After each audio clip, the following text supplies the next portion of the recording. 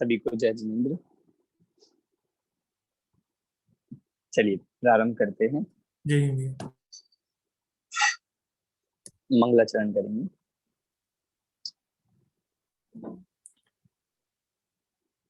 नमो अरिहंताणं नमो सिद्धाणं नमो आयरीयाणं नमो वज्रायाणं नमो लोये सवसाहुणम्।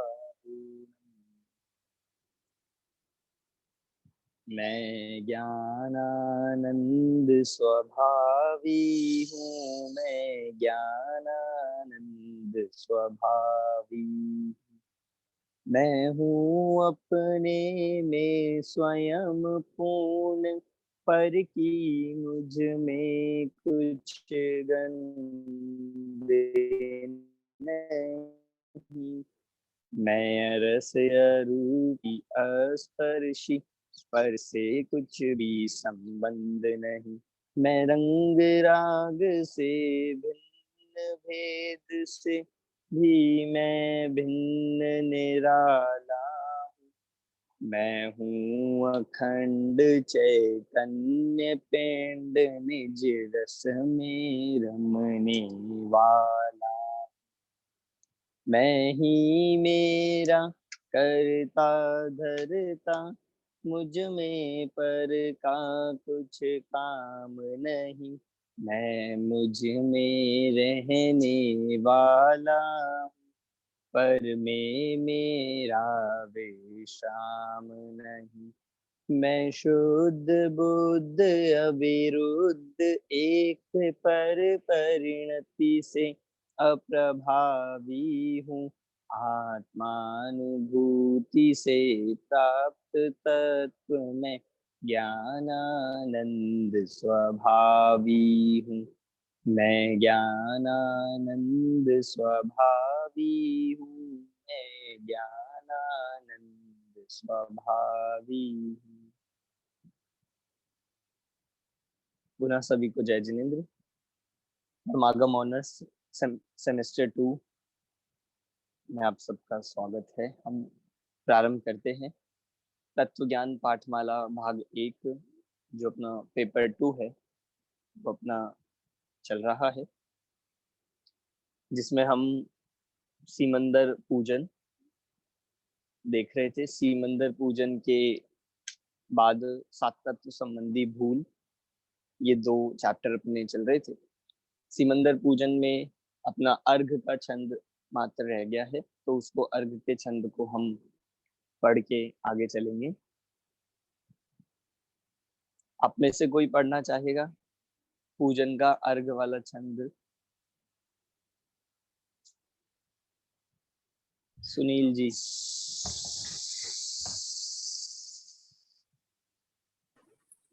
निर्मल जल सा प्रभु निज स्वरूप पहचान, उसी में लीन हुए भवताप उतरने लगा। तभी चंदन सी उठी हिलोर हिए। अभिराम भवन प्रभु अक्षत का, सब शक्ति प्रसून लगे खिलने। क्षुत तृषा 18 दोष क्षीण, केवल प्रदीप लगा जलने। मिट चली चपलता योगों की, कर्मों के ईंधन ध्वस्त हुए। फल हुआ प्रभो ऐसा मधुरिम, तुम धवल निरंजन स्वस्थ हुए। बहुत अच्छा। बाकी सब भी अपनी वीडियोस ऑन कर लीजिए। चलिए, ये हम जो सीमंदर भगवान के बारे में बताने वाली, उनका वर्णन करने वाली ये पूजन देख रहे हैं। अंतिम छंद है अपना ये अर्घ का। अर्घ में हम क्या समर्पित करते हैं, ये हम सब जानते होंगे कि जो अपने बाकी अष्ट द्रव्य हैं, उन अष्ट द्रव्यों का जो मिलाकर 8 को समूह रूप में जो चढ़ाया जाता है, वो अर्घ होता है। अर्घ का शब्द अर्थ, अर्ध अर्घ शब्द का अर्थ होता है मूल्य, वैल्यू। अर्घ का एक अर्थ होता है मूल्य। तो यहाँ पे भी मतलब कहीं कहीं आप पूजनों में देखोगे तो ऐसा भी प्रयोग किया जाता है कि हे भगवान, इस अर्घ की क्या मूल्य है। आपके सामने ये जो मैं अर्घ समर्पित कर रहा हूँ, इस अर्घ का कोई मूल्य ही नहीं है। चलिए इसका अर्थ देखते हैं। निर्मल जल सा प्रभु निज स्वरूप, पहचान उसी में लीन हूँ। अब देखिए इसमें अर्घ में हम आठों द्रव्य मिलाकर चढ़ाते हैं, और इस अर्घ के छंद में भी एक बहुत बड़ी विशेषता ये ली कि इसमें आप देखोगे तो आठों द्रव्य लिए गए, मतलब इस इन 6 लाइन में 8 द्रव्यों का उल्लेख किया है। जैसे हम देखिए, निर्मल जल सा प्रभु निज स्वरूप। सबसे पहले क्या कह दिया कि हे भगवान, आपका स्वरूप कैसा है, या फिर जो आपका आत्मा है वो कैसा है। निर्मल है जल के समान, पहला हो गया। पहचान उसी में लीन हुए, उस जल को, उस स्वरूप को पहचान कर आप उसी में लीन हुए। दूसरा, भवताप उतरने लगा तभी, चंदन सी उठी हिलोर लिए। कि भव ताप मतलब भव रूपी ताप हमने पहले देखा था, जो दुख संताप, वो उतरने लगा। तभी कब उतरने लगा कि जब चंदन सी उठी हिलोर हिए, कि जब हिए मतलब हृदय में, चंदन सी उठी हिलोर, हिलोर मतलब होता है वैसे लहरें, कि जो लहरें उठती है जैसे समुद्र में, उन्हें कहा जाता है हिलोर। ऐसे यहाँ कह रहे हैं कि जब अपने स्वरूप को देखा, उसको पहचाना, तो अपने अंदर में शीतलता उठी, जैसे चंदन की लहरें उठ रही हो। ऐसे कहा चंदन सी उठी हिलोर हिए, ये मतलब हृदय में। तो उससे क्या हुआ, भव ताप उतरने लगा। ठीक है, आगे दो हो गए, जल और चंदन। अभिराम भवन प्रभु अक्षत का। अभिराम मतलब होता है बहुत ही ऊंचा, महान। अभिराम मतलब बहुत ही जो महान हो, बहुत ही बड़ा हो, ऐसा ऊपर, मतलब ऊपर ऊपर भवन, जो आपका उत्कृष्ट भवन है। कैसा कहा, प्रभु अक्षत का। अक्षत का मतलब, अक्षत का अर्थ हमने देखा था कि जिसका कभी भी क्षय ना हो। तो ऐसा अक्षत रूपी भवन, सब शक्ति प्रसून लगे खिलने। अब देखिए, अभी तक तो बात कर रहे थे, थोड़ा थोड़ा भक्त अपना भी बता रहा था। अब यहाँ तो जो वर्णन चल रहा है वो पूरी तरह से हम देखेंगे कि भगवान बनने की जो प्रक्रिया है उसको दिखाया है। ये इस छंद की बहुत बड़ी विशेषता है कि पूरी भगवान बनने की प्रक्रिया इसमें आई है। मैं एक बार अर्थ करने के बाद उसको आपको बताऊंगा। अभिराम भवन प्रभु अक्षत का, सब शक्ति प्रसून लगे खिलने, मतलब सब शक्तियां, जो आत्मा में अनंत शक्तियां हैं, 47 शक्तियां हैं, वो सारे शक्ति रूपी फूल खिलने लगे। मतलब सब उसमें अब उछलती हुई शक्तियां होने लगी, सब उसमें अब आनंद प्रकट होने लगा। तो ऐसी शक्तियां खिलने लगी। शुद्ध तृषा 18 दोष क्षीण। और शुद्ध मतलब होता है शुदा, जो हमने देखा था नैवेद्य में। शुदा तृषा मतलब प्यास, आदि 18 दोष जो है, 18 दोष जो अरिहंत भगवान जिनसे रहित होते हैं। तो शुद्ध तृषा 18 दोष क्षीण होने लगे, नष्ट होने लगे। और कैवल्य प्रदीप लगा जलने, और केवल ज्ञान रूपी दीपक जलने लगा। ठीक है, मिट चली चपलता योगों की। और इससे क्या हुआ, अब योगों की भी चंचलता। योग का नाम मैंने पिछली क्लास में एक लिया था, आपको ध्यान होगा, आश्रव तत्व संबंधी भूल में। योगों की चंचलता जो है वो भी शांत होने लगी। कर्मों के ईंधन की जो बाकी 4 आघाती कर्म थे वो भी क्या हो गए, ईंधन ध्वस्त हो गए, जल गए। फिर अंत में क्या हुआ, इसका फल, फल हुआ प्रभु ऐसा मधुरिम, मधुरिम मतलब ऐसा मीठा, ऐसा सुखद फल हुआ कि तुम भगवान धवल निरंजन स्वस्थ हो गए। मतलब धवल मतलब होता है सफेद, बिल्कुल एकदम स्वच्छ। और निरंजन मतलब भी पवित्र। और स्वस्थ मतलब स्व में स्थित। हम तो स्वस्थ उसमें बोलते हैं कि जो बीमार था और वो स्वस्थ हो गया। तो भगवान स्वस्थ हो गए, तो उनके लिए कौन सी बीमारी दूर हो गई। तो अगर बीमारी के रूप में कहे तो संसार रोग दूर हो गया। और स्वस्थ का एक दूसरा अर्थ होता है स्व में स्थित, स्वस्थ मतलब स्व में स्थित हो गए, मतलब सिद्ध हो गए। तो ये इसमें बताया कि ये उसका फल है, ये पूरी पूजा का, ये पूरे गुणगान का, ये और अगर हम फर्स्ट लाइन से जोड़ते हैं तो अपने स्वरूप में को पहचान कर उसमें लीन होने का फल क्या है कि आप धवल निरंजन स्वस्थ हो गए हो। बहुत ही अच्छा छंद है ये, और हम इसमें बहुत ही गहरा अध्यात्म छिपा है। हम जितनी चर्चा इस पे कर सकते हैं वो इस पे की जा सकती है। आपको कोई प्रश्न इसमें, इस छंद में? सबको समझ आ गया? कोई शब्द या कोई पंक्ति ऐसी हो? चलिए, तो मैं इसमें एक और बात जो कह रहा था कि पूरा मोक्ष मार्ग इस छंद में आया है। कोई बता सकता है? कुंजन जी, अगर हम देखें कि पूरा मोक्ष मार्ग चौथे गुण स्थान से लेके सिद्ध बनने तक की अवस्था इस छंद में आई है।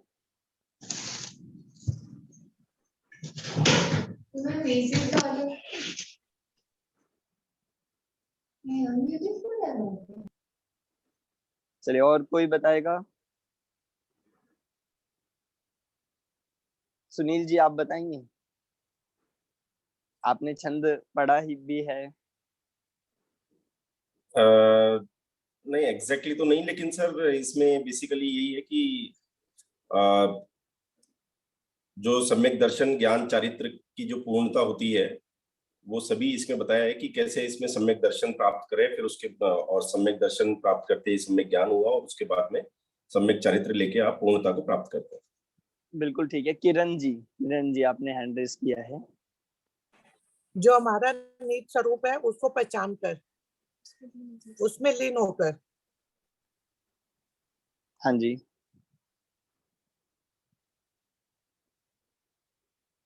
अगर देखिए मैं इसको पूरा अगर बताऊं कि अगर इसको हम मोक्ष मार्ग पूरा कैसे कह सकते हैं, तो निर्मल जलसा निज स्वरूप मतलब अपने स्वरूप को पहचानना, ये हो गया सम्यक दर्शन। यहाँ से अगर हम बात करें तो ये चौथा गुण स्थान हो गया। फिर उसी में लीन होने लगे, जैसे जैसे लीनता बढ़ती गई वैसे वैसे गुण स्थान बढ़ते जाते। तो भवताप उतरने लगा तभी चंदन सी उठी हिलोर, मतलब चंदन सी उठी हिलोर को यहाँ पे हम ऐसा कह सकते हैं कि जैसे चंदन, जैसे यहाँ लहरें उठ रही हो, तो ऐसे अंतरंग में वैराग्य की लहर उठी। अंतरंग में वैराग्य की लहर उठी, तो इसका मतलब अब मुनि दीक्षा ली। तो यहाँ हम मुनि दीक्षा को कह सकते हैं कि अब पहले था चौथे गुण स्थान, अब मुनि दीक्षा ले ली कि जैसे अंदर में लहरें उठी हो। फिर अभिराम भवन प्रभु सब शक्ति पे लगे खेलने, अब और जैसे लीन हुए। तो अभिराम भवन प्रभु अक्षत को ऐसे कहा कि अब वो शपक श्रेणी चढ़ गए। शपक श्रेणी को ऐसा कहा जाता है कि जिसपे एक बार चढ़ जाते हैं मुनिराज तो उस पर दोबारा नहीं गिरते उससे, तो उसे ही कहा अक्षत का भवन है कि जो अब कभी जिसका क्षय होने वाला नहीं है। सब शक्ति प्रसून लगे खिलने, मतलब सारे गुण पूर्णता की ओर बढ़ने लग गए। अब शपक श्रेणी जब हो जाती है उसी के बाद ये मतलब अभी पूर्ण अनंत पूर्ण ज्ञान पूर्ण दर्शन इसकी ओर बढ़ने लगता है। तो फिर कहा 18 दोषों मतलब शुद्ध त्रिशा 18 दोष, तो 18 दोष क्षीण हुए, तो मतलब अरिहंत अवस्था आ गई। अभी शपक श्रेणी वाला था, अब अरिहंत अवस्था प्राप्त हो गई। केवल्य प्रदीप लगा जलने और केवल ज्ञान हुआ, मतलब यहाँ पे 13वां गुण स्थान हो गया। और फिर उसके बाद योगों की चंचलता भी नष्ट होने लगी, मतलब अभी 13वें गुण स्थान में सहयोग केवली होते हैं, उनके योग पाए जाते हैं, पर अब योग की चपलता रुक गई और जो बाकी घाती कर्म थे वो भी नष्ट हो गए। तो ये हो गया 14वां गुण स्थान। और अंत में क्या कहा कि फिर ऐसा होने पर इसका फल क्या हुआ कि आप लोक के अग्रभाग में जाकर स्वस्थ हो गए, वहां पे जाके स्थित हो गए हो। तो ये हो गया सिद्ध होगा। समझ आया कि कैसे यहाँ पे चौथे गुण स्थान से लेकर सिद्ध बनने तक का पूरा मार्ग एक छंद में बता दिया। अब सबको समझ आ गया? कोई प्रश्न है आशीष जी? इसे सिमंदर पूजन ही क्यों कहते हैं?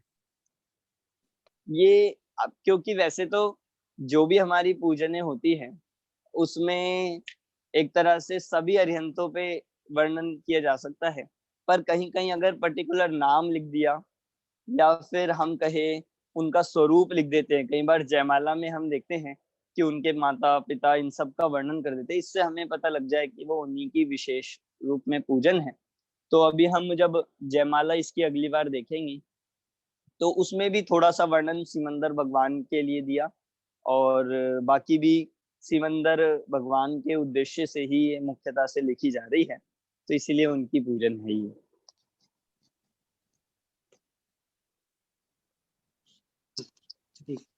हाँ, आशीष जी आपको कुछ प्रश्न? भैया ये प्रसून और धवल का मतलब क्या होता है? प्रसून मतलब होता है फूल पुष्प, और धवल मतलब होता है वाइट। वैसे धवल वाइट को बोलते हैं, तो मतलब बिल्कुल निर्मल स्वच्छ, उसे कहा धवल। ठीक है, ओके, ठीक है। ठीक है। तो ये अपना इसमें हाँ जी, एक मिनट, शुद्ध त्रषा 18 दोष शीन, तो हाँ जी। तो 18 जो दोष होते हैं, शुदा आदि जो 18 दोष कहे हैं, उन्हें कहा शुद्ध तृषा। मतलब ये जो शुदा तृषा मतलब प्यास, 18 दोष क्षीण हो गए मतलब नष्ट हो गए।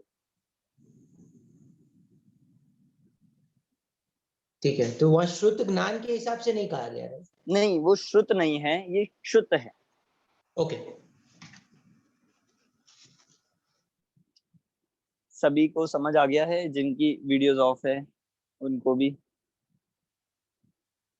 चलिए, हम अपना सात तत्व संबंधी भूल वाला चैप्टर पे आते हैं। आज हमें एक और चैप्टर करना है, थोड़ा सा हम सिलेबस में पीछे चल रहे हैं।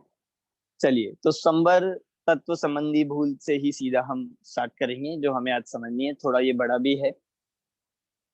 संवर किसे कहते हैं ये हम जानते हैं कि जो अपना कर्मों का आना रुकना, कर्मों का आना रुकना मतलब अब नए कर्म नहीं आ रहे हैं, इसका नाम है द्रव्य संवर। और आत्मा में विकारी भावों का रुकना, शुद्ध भावों से आत्मा के पुण्य पाप रूपी विकारी भावों का रुकना, इसका नाम क्या है? इसका नाम है भाव संवर। ठीक है, इतना हम सब जानते ही है। तो ये संवर तत्व संबंधी भूल हम यहाँ पे पढ़ेंगे। बंध तत्व तक कल उस दिन अपना हो गया था। संवर, पहले हम इस भूल का बेसिक कॉन्सेप्ट समझ लेते हैं कि संवर का जो कारण है उस संवर के वास्तविक कारण को नहीं जानता है। देखिए, आश्रव बंध अलग चीज है। एक मिनट, मैं एक बार आपके सामने बोर्ड कोशिश करता हूँ बोर्ड से समझाने की।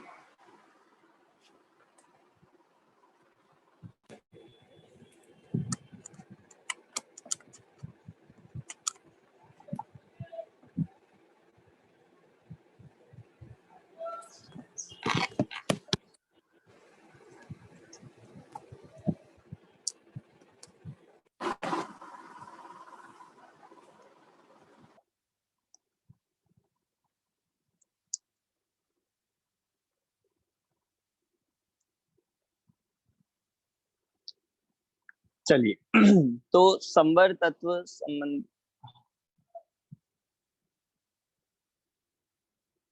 सभी को दिख रहा है? सभी? चलिए, तो संवर तत्व संबंधी भूल में हम पहले संवर का कारण समझते हैं। देखिए, दो तत्व अलग अलग हैं। सबसे पहले अगर हम बात करें आश्रव बंध और संवर, अगर हम आश्रव बंध तत्व संबंधी भूल समझ जाएंगे या समझ गए होंगे तो हमें संवर तत्व संबंधी भूल समझने में दिक्कत नहीं होगी। आश्रव बंध का कारण क्या है? आश्रव बंध क्यों होते हैं रोहन जी?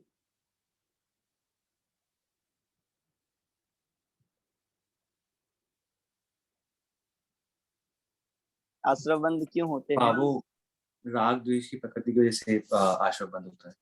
मोह राग द्वेष भाव, जिसको हम अगर अभी की भाषा में, अब हम थोड़ा लेवल बढ़ गया है तो हमें बोलना होगा मिथ्यात्व, अविरति, प्रमाद, कषाय और योग, ये सब आश्रव के कारण है। अगर हम भावों की कैटेगरी लेके, भाव कितने प्रकार के होते हैं? एक तो होते हैं शुभ,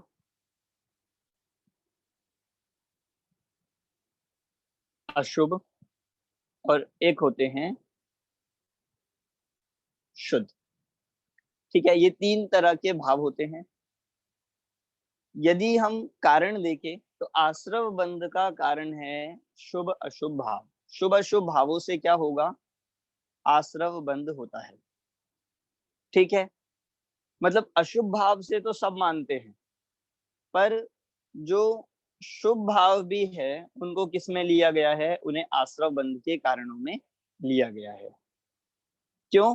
क्योंकि शुभ भाव से आश्रव होगा, पर थोड़ा सा उसमें डिफरेंस होता है। उन आश्रव से, उस शुभ भाव से किसका आश्रव होगा? शुभ भाव से होगा पुण्य का आश्रव। ठीक है, और अशुभ भाव से होगा पाप का आश्रव। ठीक है, ये सब क्लियर है सभी को? अब देखिए, हमें बात करनी है यहाँ पे संवर तत्व संबंधी भूल।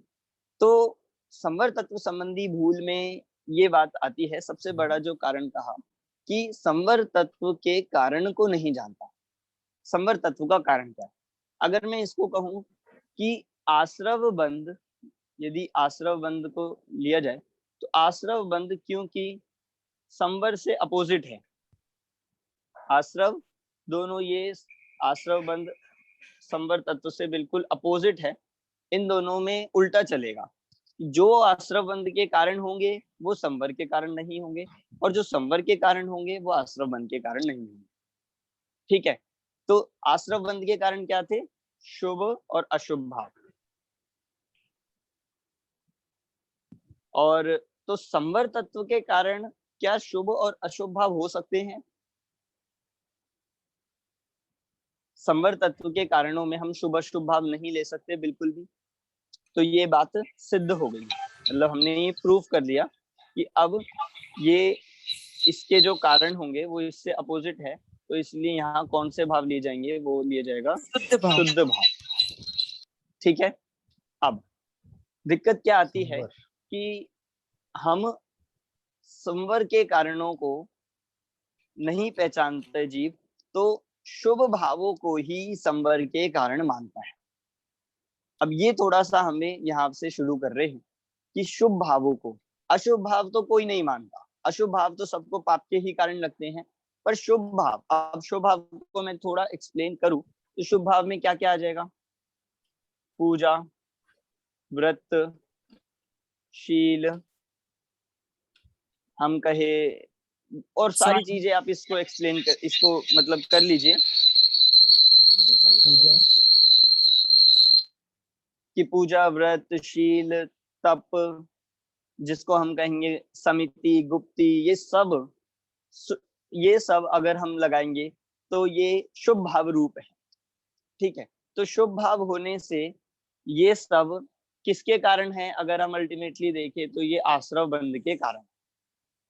अब भूल कहाँ खड़ी होती है कि जब हम इन व्रत, शील, संयम आदि को संवर के कारण मानते हैं तो वहां पे ही भूल खड़ी होती है, संवर तत्व संबंधी भूल। समझ आ रहा है अर्पित जी?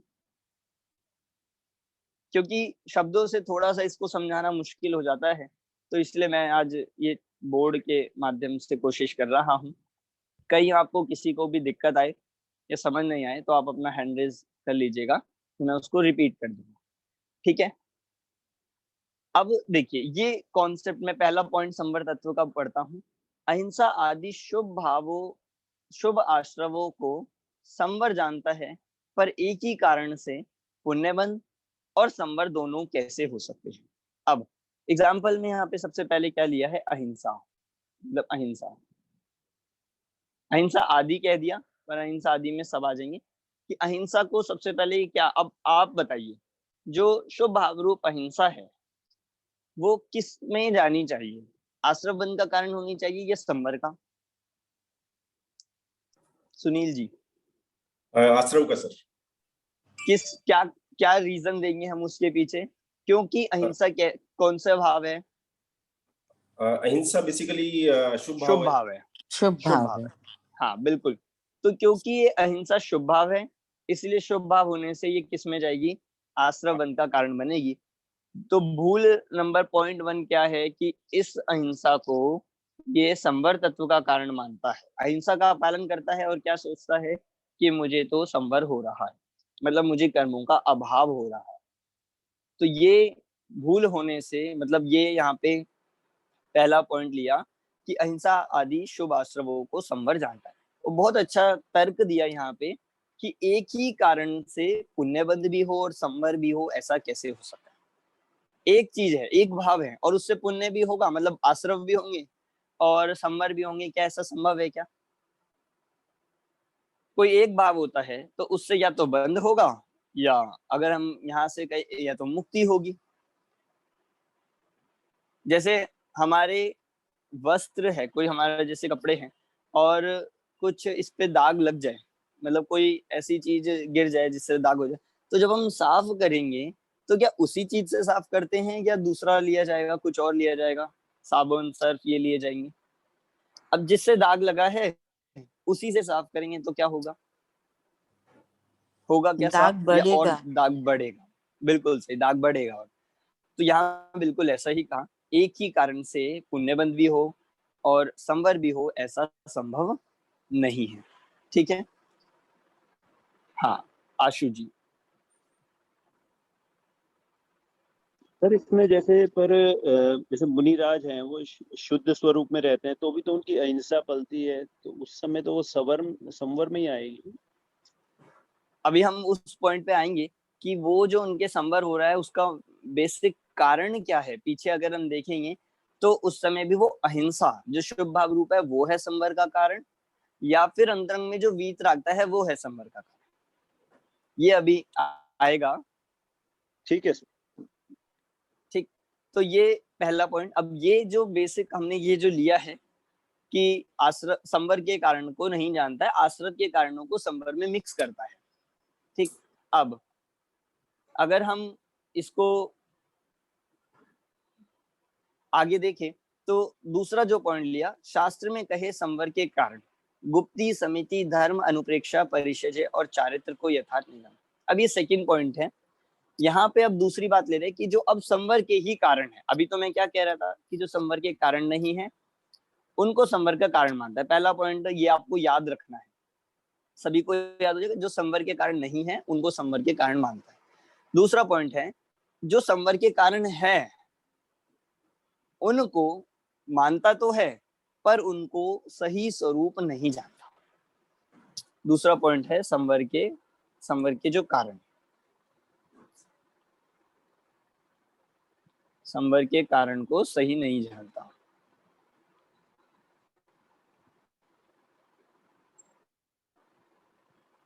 ठीक है, तो इसमें अब ये बात चलेगी। संवर के कारणों में पहला कारण, संवर का पहला कारण लिया गया है, शास्त्रों में जो कारण आया है वो है, सबसे पहले ले रहे हैं यहाँ पे गुप्ती। सबसे पहले लिया गुप्ती। तो गुप्ती किसे कहते हैं? सुना है हमने 3 प्रकार की गुप्ती होती है, मन गुप्ती, वचन गुप्ती, काय गुप्ती। मतलब मन, वचन और काय को गुप्त रखना, इसका नाम सामान्य रूप से हम गुप्ती कहते हैं। अब देखो यहाँ पर भी क्या भूल होती है, संवर तत्व संबंधी भूल क्या खड़ी होती है कि गुप्ती 3 प्रकार की है, मन वचन काय। 3 प्रकार की है, मन वचन और काय। तो ये क्या मानता है कि मन को दबाना, मन को दबाना ये हो गई मन गुप्ती।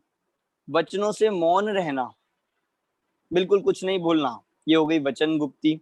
और काया से बिल्कुल सीधे बैठ जाना, स्थिर बैठ जाना, इसका नाम हो गया काय गुप्ती। तो ये यहाँ पे अब पहला पॉइंट जो लगाया हमने कि इन संवर के कारणों को भी यथार्थ नहीं जानता, सही नहीं जानता। अब ठीक है, गुप्ती संवर का कारण है, ये बात सत्य है, इसमें कोई डाउट नहीं है, पर आप गुप्ती किसे मान रहे हो? क्या गुप्ती मात्र अपने मौन हो जाना इसका नाम गुप्ती है?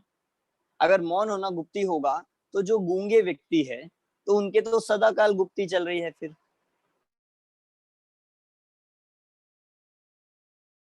एक इंद्रिय तिर्यंच है जिनके रसना इंद्रिय ही नहीं है, तो वो उनके तो गुप्ती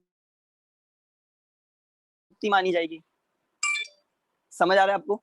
ऐसे ही काय में हम काया से क्या मानते हैं कि बिल्कुल स्थिर बैठ जाना, बिल्कुल हिलना नहीं, हाथ पे हाथ रख के बैठ जाना, ये हो गई काया गुप्ती। तो क्या यही अगर ये गुप्ती होगी काया गुप्ती, तो जिनको पैरालिसिस हो गया है, जिनका शरीर बिल्कुल नहीं हिल पा रहा है, तो उनके तो काया गुप्ती होनी चाहिए। जो कोमा में चले गए हैं उनको मन गुप्ती होनी चाहिए, क्योंकि मतलब इस तरह का कोई उनके उल्टे सीधे विचार ही नहीं आ रहे हैं। मतलब मन को दबाना अगर गुप्ती होता तो ऐसे जीवों के भी गुप्ती कही जानी चाहिए, उनके संवर होना चाहिए, पर ऐसा तो नहीं है। सर यहाँ पे भी द्रव्य गुप्ती और भाव गुप्ती बोल सकते हैं इसको? बिल्कुल बिल्कुल सही आपने पकड़ा कि ये द्रव्य गुप्ती तो समझ लेता है, पर भाव गुप्ती नहीं जानता। जैसे कह दिया ना, पाप चिंतन, मैं पॉइंट पढ़ता हूँ, पाप चिंतन न करे, मौन धारण कर ले, गमन आदि ना करे, उसे गुप्ती मानता है कि भाई हम तो कुछ नहीं सोच रहे, हम किसी के बारे में बुरा नहीं सोच रहे, ठीक है, हम तो बिल्कुल बोल ही नहीं रहे, हम तो मौन है, बिल्कुल गमन भी नहीं कर रहे, बिल्कुल वहीं के वहीं स्थिर है, तो हमें गुप्ती है कि नहीं, या गुप्ती हो गई क्या? नहीं, इसको गुप्ती नहीं कहा है। गुप्ती किसे कहा, मतलब वास्तविक गुप्ती तो क्या है कि जो ये कह रहे हैं भक्ति आदि रूप प्रशस्त राग के नाना विकल्प होते हैं, उसकी तरफ लक्ष्य नहीं। वास्तविक गुप्ती तो वीतराग भाव का नाम है। वीतराग भाव का नाम मतलब अंदर से ही किसी प्रकार के आपको मन वचन काय के विकल्प भी ना आए, चेष्टा करने का तो बहुत ही दूर, बाहर प्रकार का राग और द्वेष भी ना हो, क्योंकि तभी हम चेष्टा करते हैं जब हमें अंदर में या तो राग होता है या द्वेष होता है। तो इसका वास्तविक गुप्ती तो वीतराग भाव का नाम है। हाँ जी रोहन जी, आपका ही है ये शायद। हाँ, तो हाँ जी, तो सम्यक दृष्टि की, सो बेसिकली हम जो बात कर रहे हैं अभी संवत तत्व की, यहाँ पे ये है कि जीव सम्यक दृष्टि की प्राप्ति को कष्टदायक मानता है। अब उसमें उसकी प्रोसेस के अंदर वो जा रहा है मन वचन काय के ऊपर, और उसकी गुप्ति को कष्टदायक मान रहा है। पर यहाँ जो मुझे प्रश्न उत्पन्न हो रहा है वो ये है कि जब तक मैं ये चीज करूँ, क्योंकि वो तो मिथ्या दृष्टि जीव है, वो कोशिश कर रहा है वहां पे, तो आई थिंक जो पहला प्रोसेस है, जैसे हम बोलते हैं कि पहला प्रोसेस तो ये कि व्यवहार से द्रव्य में आना चाहिए, तो वहां पे आप जो समझाना चाह रहे हैं और मैं जो समझना चाह रहा हूँ कि उसने ये 3 चीजें करी, पर क्या वो उसके बाद की प्रोसेस को समझना नहीं चाह रहा है, या सिर्फ वो वहीं पर ही जाके स्टिल हो जाता है कि बस मैंने ये समझ लिया कि मुझे बस ये करना है, दैट्स इट? दोनों चीजें हैं, आपने ही आंसर इसमें दे दिया है। दोनों ही चीजें हैं कि वो पहले व्यवहार तो कर रहा है, मतलब उसको बताया जा रहा है कि आप मौन करो, गमन आदि नहीं करो, पाप चिंतन नहीं करो, ये ठीक है, पर इसका नाम एक्चुअल गुप्ती नहीं है। एक्चुअल गुप्ती तक वो जाना नहीं चाहता, यहीं पे ही स्थिर होके अपने आप को गुप्ती मानकर, सेटिस्फाई होकर संवर तत्व मान रहा है। तो इसलिए ये यहाँ पे कह रहे हैं कि उसने कारण सही पकड़ा है। गुप्ती वास्तव में संवर का ही कारण है, आश्रव बंध का कारण नहीं है। पर करता क्या है कि गुप्ती का जो रियल स्वरूप है, जो उसका वास्तविक मर्म है, वो नहीं जानता और इन बाहर की क्रिया तक ही रह जाता है। पर ये क्रिया करना जरूरी है ना, क्योंकि हाँ, मिथ्या दृष्टि जब तक आत्मानुभूति होगी नहीं तब तक वो तो पहुंच नहीं पाएगा, उसको अनुभव नहीं कर जरूरी है, पर उस तक ही रहना जरूरी नहीं है, ये भूल है। अगर उस तक ही रह जाएगा, उस तक ही अपने आप को सीमित मान लेगा, आगे ही नहीं बढ़ेगा और सही गुप्ती को नहीं पहचानेगा, तो नहीं पहुंच पाएगा। जैसे एक एग्जांपल अगर हम लगाएं कि भगवान के दर्शन करना एक तरह से भगवान बनने का उपाय है, बिल्कुल हम कह सकते हैं कि भगवान के दर्शन बनना भगवान बनने का उपाय है। पर आप अगर हम इसको और गहराई से और हम और सूक्ष्म जाके देखते हैं, तो क्या सिर्फ भगवान के दर्शन करने तक अगर कोई व्यक्ति सीमित हो जाए तो वो भगवान कब बन जाएगा? नहीं बनेगा ना। अब दोनों वाक्य आपने ही मतलब पहले हम ये भी मानते हैं कि हाँ वो भगवान बनने का मार्ग है, मार्ग होते हुए भी वहीं तक रहना ये काफी नहीं है। ऐसे ही मन वचन काय को स्थिर करना, ये ठीक है, ये अच्छी बात है, पर इसका नाम गुप्ती नहीं है। गुप्ती तो वीतराग भाव का नाम ही है, वहां पे किसी प्रकार की मन वचन काय की चेष्टा होती ही नहीं है, फोर्सफुली नहीं करना पड़ता। सबसे पहली बात तो वास्तविक गुप्ती जिन जीवों को, ज्ञानियों को होती है, मुनिराजों को होती है, तो क्या वो फोर्सफुली अपने मन वचन काय को रोकते हैं? नहीं रोकना पड़ता। जब ऐसा हो जाए उसका नाम संवर है, जब उसका वो नेचुरल बन जाए, उसके लिए वो सहज बन जाए, उसका नाम ही संवर है। ठीक है, बाकी लोगों को मुझे थोड़ा सा लग रहा है कि समझ नहीं आ रहा हो तो आप जरूर पूछ सकते हैं, पर मैं कोशिश कर रहा हूँ सरल करके समझाने की। अब वीडियोस अपनी ऑन रखे तो मुझे थोड़ा थोड़ा सा लगता रहेगा। ठीक है, चलिए हम दूसरे कारण की तरफ चलते हैं। आशीष जी। भैया एक्चुअली क्या है ना कि ये होता ये है कि अभी जो भैया ने पूछी बात कि कहते क्रोध छोड़ो, क्रोध छोड़ो, क्रोध छोड़ो, कि क्रोध छोड़े क्यों, कैसे छोड़े कि मुंह में पानी भर के छोड़ो। मुंह में पानी भर, अभी वो, हाँ वो चीज क्रोध नहीं होगा। आगे मैं लेने वाला हूँ। जो अपना ग पॉइंट है, जो थर्ड पॉइंट है, उसी में ये चीज आ रही है कषाय के संबंधित। ठीक है, तो ये हो गया गुप्ती। दूसरा जो संवर का कारण लिया है वो है समिति। दूसरा कारण लिया है समिति।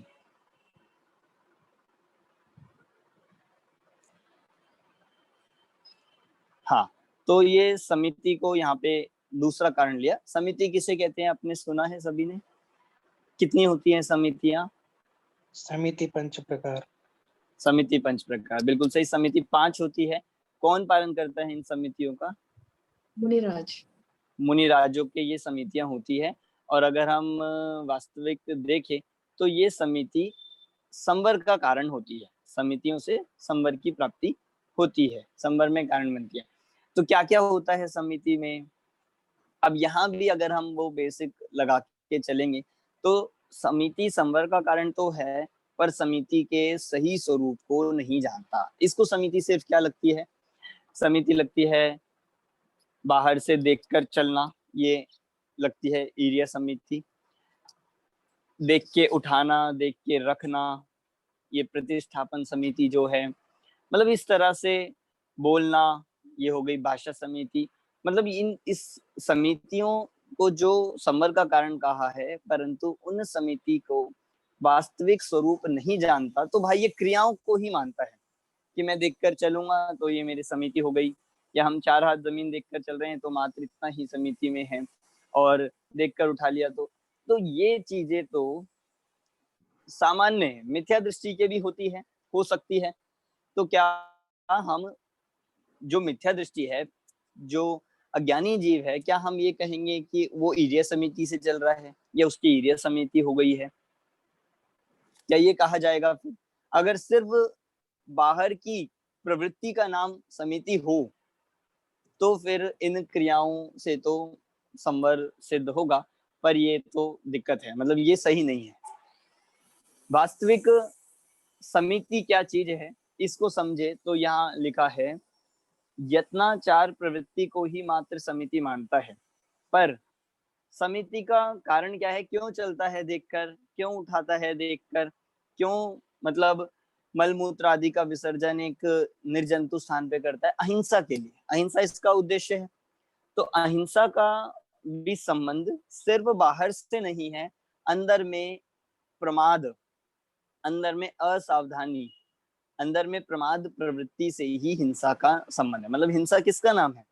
अगर मान ली, हमने एक एग्जांपल पहले भी आपको कई बार दिया है कि अगर कोई व्यक्ति अंतरंग में उसके अन्य जीवों के प्रति क्रोध है, मोह राग द्वेष भाव है, और बाहर में उसने कुछ नहीं कहा, ना मन से ना वचन से, मतलब ना काया से, कुछ भी नहीं, हाथ से कुछ लड़ाई ना कुछ बोला, क्रोध भी नहीं किया, तो उसके हिंसा है या अहिंसा है? अंदर में तो उसको बहुत गुस्सा आ रहा है, क्रोध है, पर बाहर में बिल्कुल शांत दिख रहा है, बिल्कुल कुछ नहीं लग रहा, तो हिंसा है या अहिंसा है? हिंसा। हिंसा ही है। तो इसका मतलब आप भी क्या समझते हैं, हम ये क्या समझ चुके हैं कि हिंसा किसका नाम है? हिंसा सिर्फ बाहर से जीवों के मरने या रक्षा होने का नाम अहिंसा नहीं है। ऐसे ही यहाँ पे लगेगा, समिति सिर्फ बाहर से जीवों को देखकर चलना, बाहर से सिर्फ देखकर सामान उठाना, सामान रखना, इसका नाम मात्र सम्मिति नहीं है। प्रमाद का अभाव, जो अंतरंग से प्रमाद कहिए, मोहरागद्वेष भाव कहिए, उसके अभाव से ही वास्तविक समिति का पालन होता है। और मुनिराजों के तो ये समिति सहज होती है। हमें ऐसा लगता है कि कितना सोच सोच कर करना पड़ता होगा। अब एक कदम बढ़ाया, पहले नीचे देखो, फिर एक सामान उठाया तो याद करो अब कौन सी समिति इसमें ध्यान रखनी है। 5 में से एक समय कभी दूसरी, कभी एक साथ 2 करनी पड़ जाती होगी तो मिक्स हो जाती होगी, भूल जाते होंगे। पर ऐसा नहीं होता है, क्योंकि अंतरंग में जिसके प्रमाद नहीं होगा तो बाहर में ऑटोमेटिकली वो सहजता से उसके जीवन में आएगा। हमें क्यों कष्टदायक लगता है, जो हमने पहले संवर तत्व संबंधी भूल पड़ी थी, उसमें बेसिक क्या था कि संवर के कारण कष्टदायक लगते हैं ज्ञान और वैराग्य। तो क्योंकि हमारे अंतरंग मतलब अज्ञानी जीव के अंतरंग में नहीं होता और बाहर में करना चाहता है तो कष्टदायक लगती है। तो इसीलिए कहा कि मुनिराजों की तो प्रवृत्ति ही कैसी होती है, प्रमाद रहित होती है, कि जब चलते हैं तब ऑटोमेटिकली ही उनके जीवों की रक्षा होती है, समितियों का पालन होता है, जिसे कहा स्वयमेव दया पलती है, इसका नाम ही सच्ची समिति है। क्योंकि इसमें एक जो एक सिद्धांत वाली बात ली, वो ये लिया, यदि हम बाहर की अहिंसा को ही समिति मानेंगे, अगर हम अहिंसा को ही समिति मानेंगे, तो जो अभी हमने सिद्ध किया था कि अहिंसा तो क्या है, शुभ भाव है, और शुभ भाव किसका कारण है, संवर का या आश्रम का? आश्रम। इसीलिए हम ये कह रहे हैं कि सिर्फ बाहर में अहिंसा के पालन करना, इसका नाम संवर नहीं है, इसका नाम समिति नहीं। समझ आ गया सभी को? नए लोग जो अपने साथ जुड़े हुए हैं, आप सभी को समझ आ रहा है? राहुल जी, आपको समझ आ रहा है? हाँ सर, थोड़ा थोड़ा। आप पूछिए अगर जहाँ समझ नहीं आए, क्योंकि आप तो हमारे टीम लीडर है, तो आपको समझ आना बहुत जरूरी है। नहीं सर, अभी पढ़ेंगे तो हो जाएगा पक्का। हाँ, कोई डाउट हो तो आप साथ के साथ ही पूछ सकते हैं। हाँ रोहन जी। जरूर। गुप्ती में तो बात समझ में आएगी, मन वचन काय से है तो अंदर भी चल रहा है और बाहर भी चल रहा है, पर समिति का पालन तो बाहर ही होगा क्योंकि वो तो क्रियाओं में होती है। तो आप यहाँ ये कहना चाह रहे हैं क्या कि मैंने अगर नियम लिए हैं और प्रमाद नहीं है वहां पे, तो समिति का पालन हो रहा है, पर अगर मैंने नियम नहीं लिए हैं और मैं समिति का पालन कर रहा हूँ अपनी या भाषा या प्रतिष्ठापन समिति का, तो नहीं लिए सॉरी, तो फिर वो गलत है, ऐसा है क्या कहने का मतलब? सिर्फ नियम का संबंध भी नहीं है, क्योंकि ऐसे भी जीव मिलेंगे जिन्होंने नियम तो ले लिया, बाहर में अहिंसा का पालन भी कर रहे हैं, दिख रहा है, पर अंतरंग में प्रमाद नहीं है गया, अंतरंग से मोहरागद्वेष भाव नहीं गए, प्रमाद परिणति नहीं गई, असावधानी नहीं गई, तो भी उनके समिति नहीं है, ये कहा जाएगा। यही समझ में नहीं आया, तो अंतरंग में कैसे नहीं जाएगी? अगर आप क्रियाओं में मैं देख के चल रहा हूँ किसी चीज के बारे में और मैं ध्यान रख रहा हूँ कि कोई जीव की हत्या ना हो, नियम भी लिए हैं मैंने, तो फिर अंतरंग भाव तो है, तभी तो मैं बाहर ध्यान रख रहा हूँ उसके बारे में। नहीं, देखिए ऐसा हो सकता है कि अंतरंग में मोहरागद्वेष भाव है, मतलब उसके प्रति तो भी रक्षा कर रहे हैं।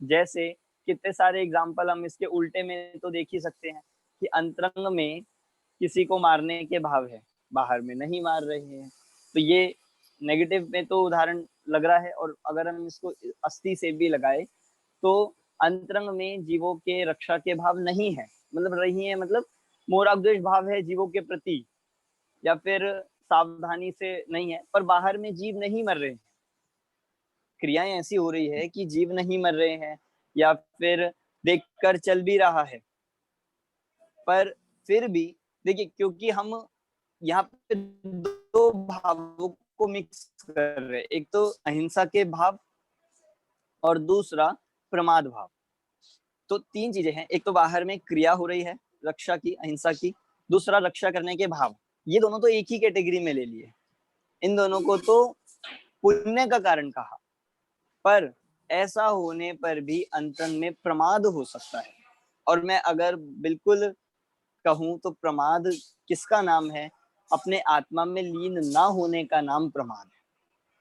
तो ये बात बिल्कुल समझ में आ गई कि जिसको आत्मा में लीन होने का भाव नहीं है, उससे ही को बाहर में जीवों की रक्षा का भाव आएगा, और बाहर में जीवों की रक्षा का भाव आ रहा है, इससे ही कह रहे हैं कि अभी अंतरंग में प्रमाद है और सच्ची समिति नहीं है। मुनिराजों के सच्ची समिति क्यों कही है? ज्ञानी मुनिराजों के, क्योंकि वे आत्मा में हर अंतर्मुहूर्त में लीन हो रहे हैं। अंतरंग से उन्होंने प्रमाद का, तीन कषाय चौकड़ी का अभाव कर लिया है। तो इसीलिए अब वो बाहर में जब चलेंगे, वे यद्यपि मुनिराज तो क्या चाहते हैं, अब मैं बोलूंगा तो सुनने में आपको ऐसा लगेगा मुनिराज तो जीवों की रक्षा भी नहीं चाहते। तो रक्षा नहीं चाहते, क्या इसका मतलब हिंसा चाहते हैं? नहीं, हिंसा भी नहीं चाहते, रक्षा नहीं चाहते। इसका अर्थ तो ये है क्योंकि वे तो क्या चाहते हैं कि वे अपने आत्मा में बस लीन हो गए। और देखिए कैसा वो है चमत्कार, कहिए कि जब वो लीन होते हैं तो ऑटोमेटिकली जीवों की रक्षा तो होती ही है। इसको कहा कि जब अंतरंग से प्रमाद भाव मिट गया तो एक जगह स्थिर भी हो गए, तो गुप्तियां भी तभी पालन होगी, और देखा जाए तो समिति भी। अब ये कैसा उल्टा लगेगा हमें कि बैठे हैं एक जगह पे और आत्मा में लीन है, और आप कह रहे हो उनके ईर्य समिति का पालन हो रहा है। पर ऐसा है बैठे बैठे भी, मतलब क्योंकि सिर्फ चलने का नाम या देखते हुए चलने का नाम ही ईर्य समिति नहीं है। ये तो बाहर से समझाने के लिए हमने बताया, पर जो चल ही नहीं रहे हैं, जो स्वरूप में ही स्थिर हो गए, तो क्या उनके ईर्य समिति का पालन नहीं हो रहा होगा? ऑटोमेटिकली वो उनके हो ही रहा है। समझ आई? सर अब मेरा जिनको ये वाला पॉइंट, हेलो, हाँ जी, हाँ सर मुझे कुछ हाँ जी बताइए। रक्षा के भाव तो हैं और क्रिया में भी है, जैसे फॉर एग्जांपल पानी छान के पीना या 6 बजे से पहले, वो सब हो रहा है, लेकिन वो नियम नहीं लिया है, यानी एक्चुअल नियम नहीं लिया, तो फिर किस कैटेगरी में आ जाएगा? देखिए हम यहाँ पे जो बात कर रहे हैं, ये हमारी कैटेगरी तो इसमें आएगी ही नहीं, क्योंकि समिति, गुप्ती, संवर ज्ञानियों के होता है, और ज्ञानियों में भी अगर हम बात करें तो मुनिराजों के होती है। मुनिराज के तो नियम भी होता है और अंतरंग में प्रमाद भी नहीं होता। पर अगर हम आप जो क्वेश्चन अपने कंटेक्स्ट में पूछ रहे हैं, तो वहां तो ऐसा है कि अगर नियम नहीं लिया है और बाहर में पालन भी कर रहे हो, तो कहा जाएगा कि वो नियम, उसका मतलब कोई सार्थकता नहीं होगी यदि नियम नहीं लिया। नियम लेना इसलिए जरूरी है क्योंकि नियम से हम कुछ परसेंट में, मतलब कुछ हद तक हमारे अंतरंग में प्रमाद मिट गया। अब हम जीवों की रक्षा करेंगे कैसे? बाहर में हो या ना हो, पर हमारे अंतरंग में तो क्या रहेगा कि हमें करनी है। जब हम नियम ले लेते हैं तो क्या रहता है, तो हमें एक अंतरंग से भाव हमेशा निरंतर बना रहता है। तो नियम का ये फायदा है। अब जैसे मान लीजिए नियम नहीं लिया, तो फिर हमारे वहां पे चांसेस होते हैं कभी पानी के या खाने के, तो हमें ऐसा लगता है कि हमने नियम तो लिया नहीं है तो खा लो, चलो खा सकते हैं, तो वहां पे चांसेस बने होते हैं। इसका मतलब अंतरंग में अभी दृढ़ता नहीं है, उस तरह का प्रमाद नहीं गया। और जहां नियम ले लिया वहां आप करो या ना करो, मतलब आप पानी पिए या ना पिए, पर नियम लिया है तो जब पिएंगे तो कैसा पिएंगे? हम छना हुआ ही पिएंगे। ऐसे ही मुनिराजों का है। मुनिराज ने नियम लिया है कि वे ईर्य समिति के धारक है, तो अब वो स्वरूप में लीन है, तो ईर्य समिति चल ही रही है। पर ये नियम है यदि बाहर में उपयोग आएगा, बाहर में चलेंगे, तो कैसे भी मुंह उठा के ऊपर नहीं चलेंगे, चलेंगे तो ईर्य समिति पूर्वक ही चलेंगे। समझ आ रहा है सभी को? जी हाँ अर्पित जी। सर जैसे यहाँ अहिंसा को अपन ने आश्रव भाव में लिया, शुद्ध भाव में लिया, तो इसको अपन ऐसे समझ सकते हैं कि अहिंसा करना तो मतलब बेसिक रूल सबको फॉलो करना ही है, बाय डिफॉल्ट है ये, तो इसमें कोई एडिशनल अपन अच्छा काम नहीं कर रहे हैं, इसलिए उसको पुण्य में लिया या शुभ भाव में लिया, शुद्ध में नहीं लिया। फॉर एग्जाम्पल जैसे अपन कीप लेफ्ट राइट करते हैं इंडिया में, तो वो तो करना ही है, लेकिन वो आप करेंगे तो कोई आपको अप्रिशिएट नहीं करेगा एडिशनली, लेकिन आप रॉन्ग साइड अगर करते हैं तो आपको चालन लगेगा। बिल्कुल मैं समझ गया आपका कि अहिंसा तो बाय डिफॉल्ट सबको करना ही है, इसलिए उसको कुछ विशेष नहीं कहा। राइट। पर थोड़ा सा इसको अगर मैं कहूँ, थोड़ा सा इसको चेंज करके कहूँ कि अहिंसा, क्योंकि अहिंसा करना, अगर मैं इसको जैनिज्म से कहूँ, ये तो आपने एक थोड़ा जनरल कह दिया कि भाई एक मनुष्य होने के नाते, एक ह्यूमन बीइंग होने के नाते हमें जीवों की रक्षा करनी ही चाहिए। पर अगर हम कहें तो अहिंसा करना चूंकि हमारे हाथ में नहीं है, जीवों की रक्षा होना नहीं होना ये उनके आयु कर्म पे डिपेंड करता है, इसीलिए अहिंसा में कुछ अलग बड़ी बात नहीं कही। इसलिए कह दिया कि आप अहिंसा तो कर ही नहीं सकते या हिंसा भी कर ही नहीं सकते, क्योंकि जीवों का मरना ना मरना तो उनकी आयु कर्म पे निर्भर करता है। तो इसलिए आप तो अपने प्रमाद, अपने अंतरंग के भावों को संभालो, इसलिए शुद्ध भाव की ओर बढ़ो, वो अंतरंग से प्रमाद का भाव करिए, ये कहा। और इसलिए मतलब जो राग द्वेष वाले मोह जो रूपी भाव हैं, तो वो भी मतलब ऐसे जनरल रूल में आ गए कि वो तो आपको अच्छे रखना ही है, उसमें कुछ एडिशनल काम नहीं कर रहे हो, अच्छे रख रहे हो तो वो तो बाय डिफॉल्ट वैसे ही करना है, इसलिए उसको शुभ में लिया, शुद्ध में नहीं लिया। इसको भी मैं अगर जैनिज्म से कहूँ कि आप चाहो भी तो भी 48 मिनट या अंतर मुहूर्त से ज्यादा अशुभ भाव रख ही नहीं सकते हो, आप रख के देख लो। तो कोई कहेगा भाई शुभ भाव करो, शुभ भाव करो, तो हम ये कहेंगे कि भाई शुभ भाव तो आपके हर अंतर मुहूर्त में ऑटोमेटिकली होंगे ही, इसमें क्या विशेष किया आपने। तो कुछ ऐसा करे ना कि जो हमारे लिए कुछ नॉर्मल ना हो, जो बाय डिफॉल्ट ना हो रहा हो, तो वो है शुद्ध भाव। राइट, इसलिए शुभ को इतना इंपॉर्टेंस नहीं है, शुद्ध को इंपॉर्टेंस है। बिल्कुल बिल्कुल बिल्कुल सही कहा, और समझ आया होगा ये पॉइंट बाकी लोगों को भी। बहुत बड़ी बात थी ये जो अर्पित जी ने यहाँ पे कही है। हाँ जी, कि जैसे अहिंसा की बात है तो ठीक है, वो हम लोग अगर अहिंसा का पालन करते हैं तो वो शुभ भाव में आ जाता है, लेकिन जैसे मुनिराज है वो तो आत्मा में लीन है, तो फिर उनके द्वारा जो अहिंसा का भाव है तो वो तो फिर संवर में आएगा ना। देखिए इसको मैं बता देता हूँ ये वाली बात जो अभी आशीष जी ने भी कही थी और आगे भी आने वाली है, मतलब इसको मैं वैसे निर्जला तत्व में आई है ये, पर अगर कहूँ कि अहिंसा का भाव तो एक ही होता है, वही मुनिराजों का है और वही हमारा, मतलब अहिंसा का भाव एक का शुभ भाव होगा और एक का शुद्ध भाव होगा, ऐसा थोड़ी है। अहिंसा का भाव तो शुभ भाव ही है। मुनिराजों के भी जो संवर हो रहा है वो इस अहिंसा के भाव से नहीं हो रहा, जो वीतरागता है, जो कषायों का भाव है, जो आत्मा में लीन हुए, चाहे थोड़े समय के लिए हो रहे हो, उससे ही संवर हो रहा है। उनके भी अभी थोड़ा सा तो शुभ बंध हो ही रहा है, मुनिराजों के भी पुण्य तो बनता ही है, तो अहिंसा से तो उनके भी पुण्य का बंधन ही हो रहा है। ये थोड़ा सा मैंने करणान योग से बता दिया है, थोड़ा सा जो अगर कहे वस्तु स्थिति क्या है उस अपेक्षा से ये आप समझिए कि मुनिराज के भी दोनों भाव चल रहे हैं, शुद्ध भाव भी है और शुभ भाव भी, क्योंकि अरिहंत भगवान है उनके तो सिर्फ शुद्ध भाव है, मुनिराज के दोनों हैं, अज्ञानी के शुभ अशुभ दोनों है, शुद्ध नहीं है। तो मुनिराज अभी एक बीच की स्टेज है, तो हम वहां पे कंफ्यूज हो जाते हैं।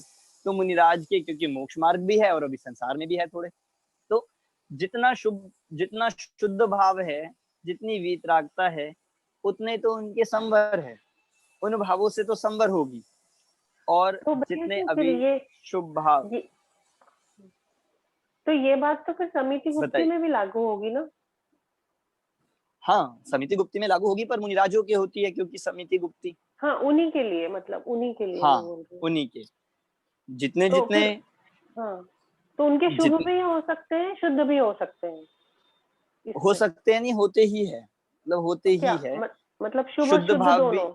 हाँ मुनिराजों के शुद्ध भाव तो है ही, और बाहर की क्रिया हो रही है, वे शास्त्र लिख रहे हैं, प्रवचन कर रहे हैं, बाहर में रहे हैं, आहार बिल्कुल शुद्ध ले, मतलब देख शोध कर ले रहे हैं, ये सब शुभ भाव है। तो ये इन भावों से तो उनके भी पुण्य का ही बंधन हो रहा है। यहाँ पे कोई पक्षपात नहीं होगा कि हमारी अहिंसा तो पुण्य का कारण बनेगी और उनकी अहिंसा मोक्ष का कारण बन जाएगी, ऐसा नहीं है। समझ आ गई ये बात आपको? ऐसा बोल सकते हैं कि जैसे जब मुनिराज हैं और वो अगर विचार करके कर रहे हैं कि अहिंसा होनी चाहिए, तब तो वो शुभ भाव हो गया, और जिस समय उसको उनको विकल्प ही नहीं आ रहा है कि इस समय हिंसा हो रही है या अहिंसा हो रही है, उस समय वो शुद्ध भाव में हो गए, ऐसा कह सकते हैं? देखिए, इसको भी मैं ऐसा कहूं कि शुद्ध भाव तो आत्मा में लीन होने का ही भाव है। शुद्ध भाव तो जिस समय वे आत्मा में लीन होते हैं उसको लिया। क्योंकि देखिए, थोड़ा सा यहाँ पे एक चेंज करूंगा कि बाहर में जब भी मुनिराज चलेंगे तो वो ऐसा नहीं सोचेंगे कि अब हिंसा हो अहिंसा हो, हमें उससे कोई मतलब नहीं, हम विकल्प नहीं करेंगे, हमें क्या मतलब, ऐसा नहीं करेंगे। बुद्धि पूर्वक बिल्कुल अटेंटिव होकर देख कर चलेंगे, बिल्कुल सोच विचार कर देख कर चलेंगे उस समय। तो शुद्ध भाव फिर कब होगा? तो शुद्ध भाव तो जिस समय वो आत्मा में स्थिर है, आत्मा में लीन हो रहे हैं, आत्मानुभूति करते हैं, उसे शुद्ध भाव कहा। और उस समय ये कहा कि ऑटोमेटिकली अहिंसा का पालन तो हो ही रहा है। पर जब शुद्ध भाव नहीं होता है तो मुनिराज भी देख देख कर चलते हैं, क्योंकि हिंसा से तो बढ़िया अहिंसा ही है। अगर हम इसको एक निष्कर्ष में देखें तो हिंसा में जाना मतलब अशुभ भाव से तो बढ़िया शुभ भाव ही है। ठीक है। तो सर मतलब चलते चलते भी शुद्ध भाव में हो सकते हैं मुनिराज? नहीं, चलते चलते शुद्ध भाव में नहीं होता।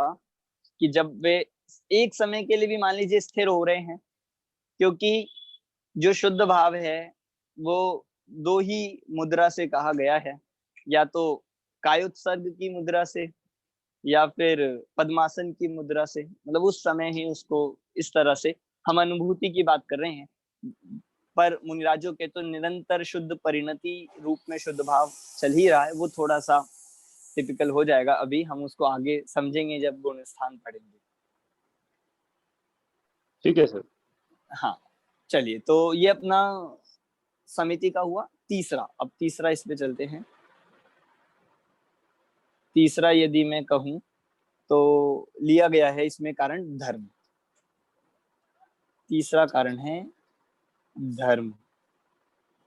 धर्म हमने पढ़े थे 10 प्रकार का होता है, जिसे हम 10 लक्षण धर्म कहते हैं।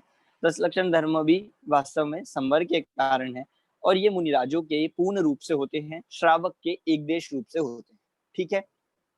अब इसमें भी भूल यही है कि धर्म के सही स्वरूप को नहीं जानता और मात्र बहिरंग स्वरूप को जान लेता है। हर चीज के दोनों पहलू है, इसीलिए तो हमारा ये जनागम स्यादवादमयी है, इसीलिए तो इसको अनेकांतवाद कहा है।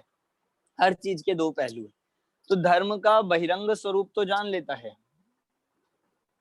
बहिरंग से धर्म तो पहचानता है, पर अंतरंग से धर्म नहीं पहचानता, तो इसके संवर नहीं होता है। बहिरंग से धर्म में क्या होगा कि क्रोध नहीं करो, मान नहीं करो। अब जैसा आशीष जी आप बता रहे थे कि क्रोध को कंट्रोल करने के लिए क्या क्या करेगा, कोई अंगूठी पहनेगा, कोई ये करेगा, कोई कुछ मतलब ध्यान हटाएगा, मतलब इधर उधर केंद्रित करने की कोशिश करेगा, कहीं फोकस करेगा। मतलब बाहर से क्रोध नहीं करने के लिए, कषायों को मिटाने के लिए ये बहिरंग के साधन करता है। पर वास्तव में कषाय किसका नाम है कि मोह राग द्वेष भाव, जो अंतरंग में दूसरों के प्रति राग और द्वेष भाव है, राग और द्वेष, इसका नाम कषाय है, जिसको मैं कहूंगा इष्ट अनिष्ट मान्यता। इस अनिष्ट मान्यता का नाम कषाय है। उसको नहीं जानता तो अंतरंग स्वरूप में तो कषाय चल रही है, अंतरंग में तो बाहर में क्रोध नहीं करता, तो ऐसा लगता है कि मैं तो बहुत शांत परिणामी हूँ, हमने तो बहुत सबको क्षमा कर दिया, हमें बिल्कुल लोभ नहीं है, बिल्कुल मान नहीं है। तो इसका नाम सच्चा धर्म नहीं है। धर्म नहीं है तो संवर भी कैसे होगा?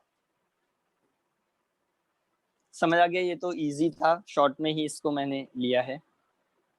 अर्पित जी समझ आ गया? चलिए, तो ये हुआ धर्म, ये 3 कारण हुए। चौथा कारण लिया है इसमें अनुप्रेक्षा। मैं इसको मिटा देता हूं।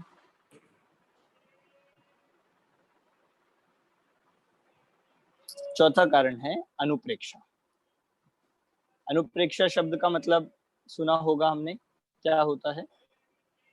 कोई बताएगा? 12 भावनाएं वगैरह जो है, भावनाएं, बिल्कुल सही।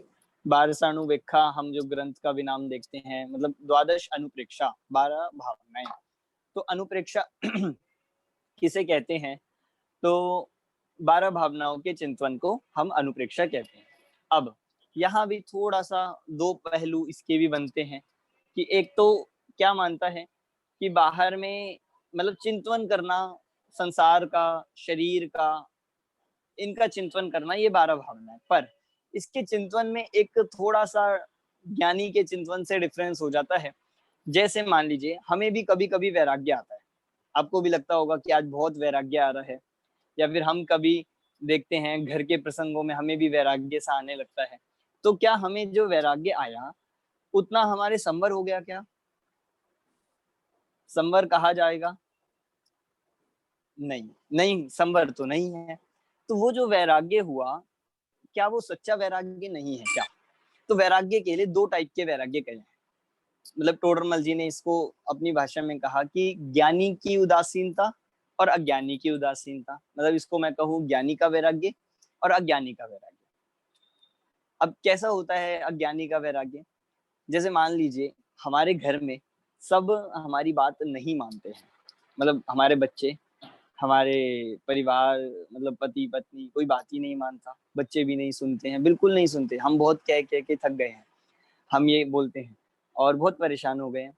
तो हमें ऐसा लगता है कि अब हमें किसी से कोई मतलब नहीं, अब हमें वैराग्य आ गया है, अब हम किसी से कुछ कहेंगे नहीं ना। आप हम क्या ऐसे बातें बोलते हैं कि हम तो आपके फायदे का ही कह रहे थे, तो अब ना हम आपके फायदे का कहेंगे ना हमें नुकसान, हमें कोई मतलब नहीं।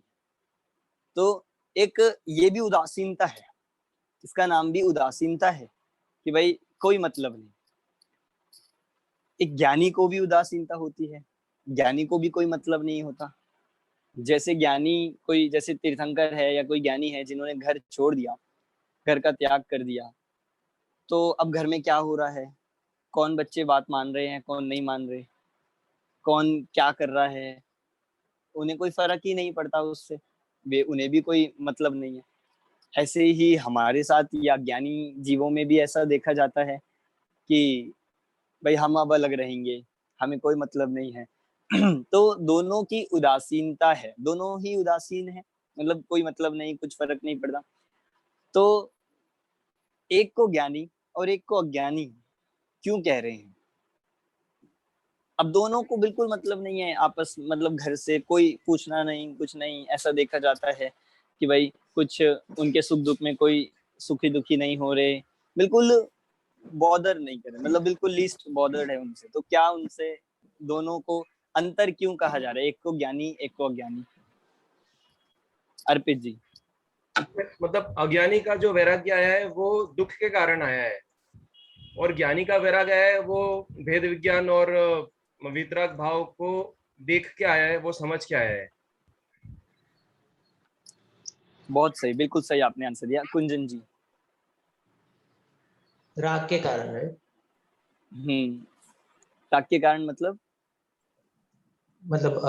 अज्ञानी के तो अभी तक भी राग है और ज्ञानी के वो राग नहीं है। तो नहीं, हम अगर हम ऐसा ले रहे हैं कि बिल्कुल उसको अब मतलब ही नहीं है, राग भी नहीं है, तो उसके वैराग्य को सच्चा वैराग्य कहा जाएगा कि नहीं? तो देखिए बात यही है जो अर्पित जी ने कही है, और इसको मैं यहाँ की भाषा में कहूँ तो जो अज्ञानी वैराग्य, अज्ञानी को वैराग्य आया, वो वैराग्य कैसा है? द्वेष रूप है। द्वेष रूप मतलब अब उसको, मतलब अंदर में उनके प्रति, जैसे हम अगर इस चीज को बहुत अपने घर में अनुभव करते होंगे कि जब मैंने ऐसा कहा कि जब कोई हमारी बात नहीं मानता, जब कोई सुनता नहीं, तो हम उनसे मतलब नहीं रखते, पर अंदर में उसके प्रति समता भाव नहीं आया। वास्तविक में वैराग्य तो समता भाव का नाम है। तो अंदर हम उनके प्रति राग छोड़ देते हैं, पर द्वेष है, मतलब उनका जो अंदर में जो हम उनसे, जब हम उससे दूर हो गए या हम उसको ध्यान नहीं दे रहे हैं, उनसे कोई मतलब नहीं कर रहे, तो राग तो नहीं कर रहे, पर ये हमें चेक करना चाहिए कहीं द्वेष तो नहीं खड़ा हो गया। जैसे अब मैं आपको ये बताऊं कि भाई जगत के, परिवार के सब लोग स्वार्थी हैं, कोई अपना नहीं है, जीव अकेला आया है अकेला जाना है, तो ये तो बिल्कुल वास्तविक चिंतन है, ये सही है। पर इसको कराने का कारण क्या था कि हम समता भाव से ऐसा चिंतन करें। अब होता जब ये चिंतन कर लेते तो हमें परिवार वाले दुश्मन लगने लगते हैं, हमें वो बुरे लगने लगते हैं, हमें अब वैराग्य के नाम पे वो पापी जी लगते हैं, या ऐसा बहुत उनके प्रति द्वेष होने लगता है।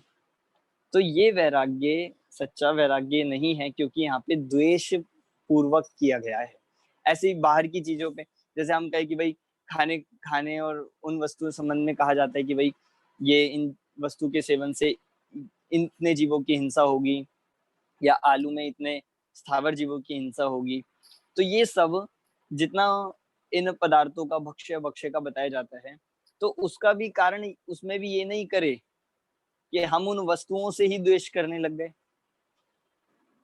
या खाने वालों से द्वेष करने लग गए। ऐसा होता है, बहुत होता है, और ये उन्हीं के होता है जो अब हम धर्म में लग गए हैं।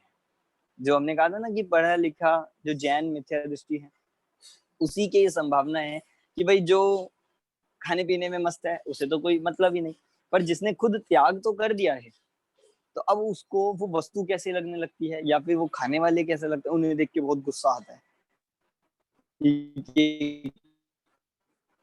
आ रहे हैं, या देख के बहुत द्वेष। तो फिर वो त्याग, वो वैराग्य, वो सच्चा वैराग्य नहीं कहा है।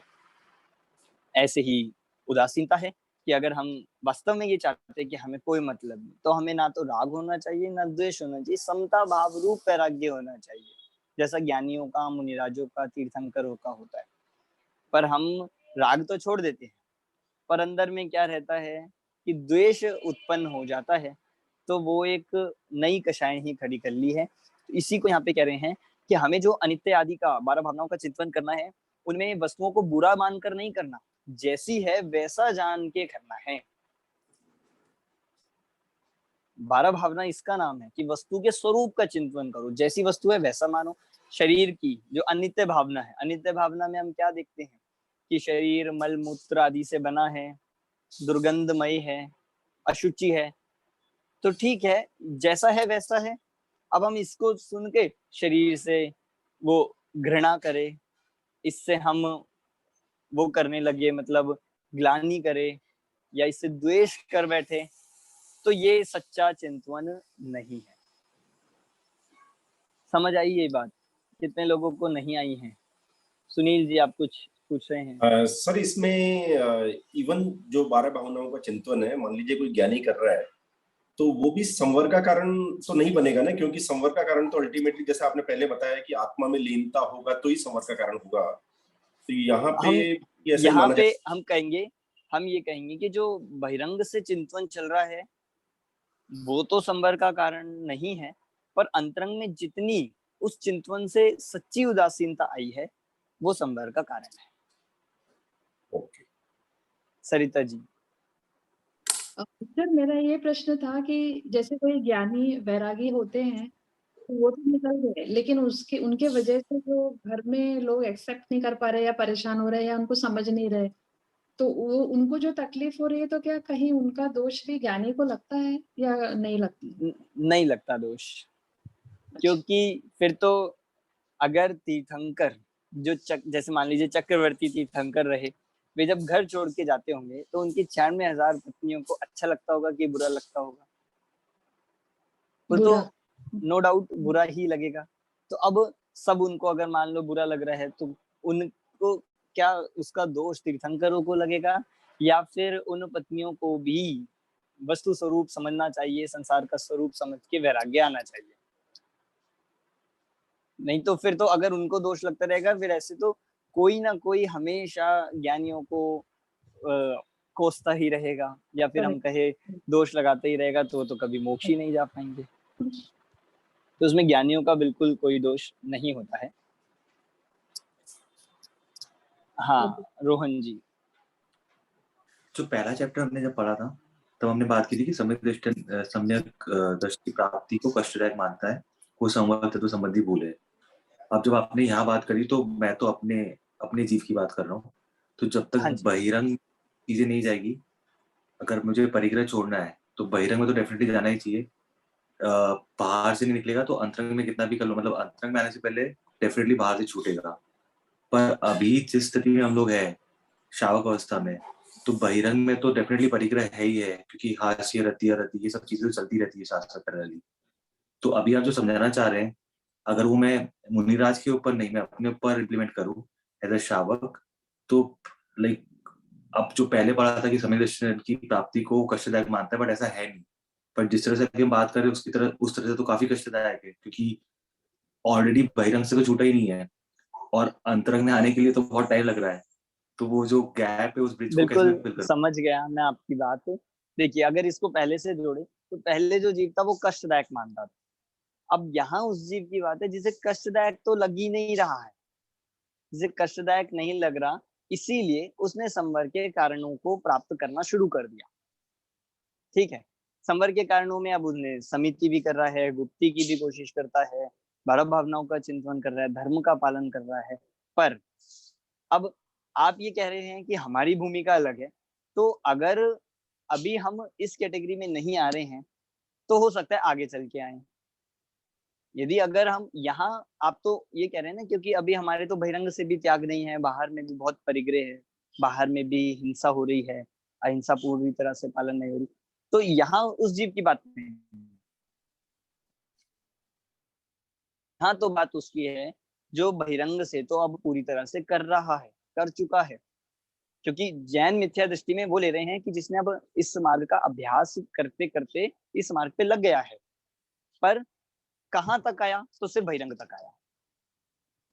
अब अगर हम अपने एंगल से, या फिर एक जो जीव अभी अभ्यास नहीं किया, जो नहीं लगा, उसकी दृष्टि से देखेंगे तो उसको भी कष्टदायक ही लगेगा।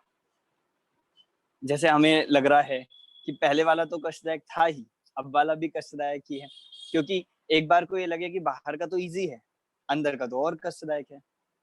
तो इसीलिए तो ये एक लेवल आगे बढ़ के भूल कही है। मतलब वो भूल तो सामान्य है, सब जीवों की होती है, पर ये जो भूल है ये हर किसी को भूल भी नहीं होती, ये भूल भी स्पेशल है।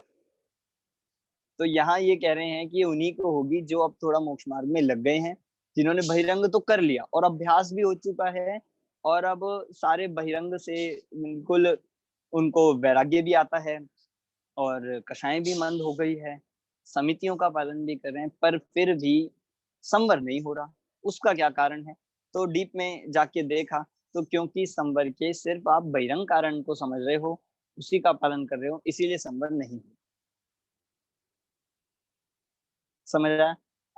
ठीक है, तो ये बात बाकी सबके लिए भी बहुत महत्वपूर्ण है, बहुत अच्छा क्वेश्चन है, बहुत अच्छा इस पे हमारा डिस्कशन चल ही रहा है, क्योंकि ये अगर हम कॉन्सेप्ट समझ जाएंगे तो हमें आगे दिक्कत नहीं आएगी। मतलब आगे भी बहुत जगह इस तरह की बात आती है, तो हम अभी से इसको तैयार करते चले।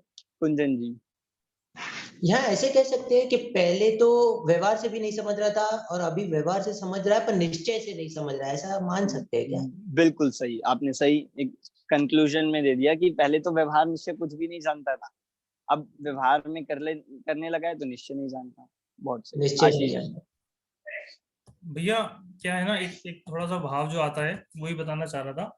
ये जो क्या होता है ना, कंफ्यूजन होती है मुनिराजों वाली अवस्था की, तो मैं उसको ना इस तरह से लगाता हूँ कि जैसे एक डॉक्टर की दवाई खाई हमने और उस दवाई का असर ना 1 हफ्ते तक रहता है, तो वैसे ही जो है ना मतलब अब जैसे दवाई खा रखी है, अब जो है नॉर्मली हम खाना खाते हैं, तो खाना खाने में भी उस दवाई का असर रहता है, तो उतना खाने पीने से जुड़ाव नहीं होता, बल्कि उस दवाई की खुमारी चढ़ी रहती है पूरे टाइम। तो ऐसे ही जो है ना, स्वरूप की लीनता का भी मुनिराजों का मुझे ऐसी फीलिंग आती है कि यही रहता है उनका भी शायद, कि वो अपना लीन हुए और वो एक तरह से उनको रस आया, रस रहता है पूरा पूरा टाइम। अब उस रस के साथ अगर बाहर की क्रियाएं भी होती है ना, तो वो बाहर की क्रियाओं में रस नहीं जा पाता ज्यादा, अंतर की क्रिया की खुमारी चढ़ती रहती है, तो इस वजह से वो उतना बंधन हाँ, वो वाली ये तो मुनिराजों की परिणति ऐसी है ही कि बाहर के कार्य करते हुए भी उनको मुख्यता किस चीज की रहती है, मतलब मुख्यता उन्हें अपने आत्मा की ही रहती है। बस यही ज्ञानी और अज्ञानी में अंतर है। ज्ञानी के मुख्यता संसार की रहती है और ज्ञानी के आत्मा की रहती है और अज्ञानी की संसार की रहती है। अगला जो संवर का कारण है वो है परिचय जय। परिचय जय को हम और बहुत इजी है, जैसे धर्म था ऐसे ही परिचय जय को बहुत शॉर्ट में समझ सकते हैं। 22 परिचय होते हैं और 22 परिचयों को मुनिराज जीतते हैं। परिचय 22 कहे गए हैं और इन 22 परिचयों को मुनिराज जीतते हैं।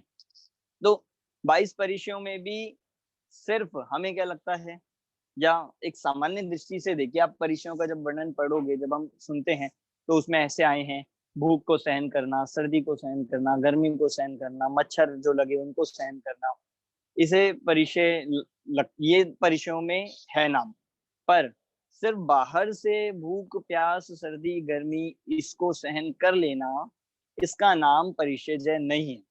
अब भूख, अब ऐसा हो कि अंदर से तो भूख लग रही है और बाहर में कुछ नहीं बोल रहे, हम उपवास करेंगे, अंदर से भूख लग रही है, तो इसका नाम परिचय नहीं है।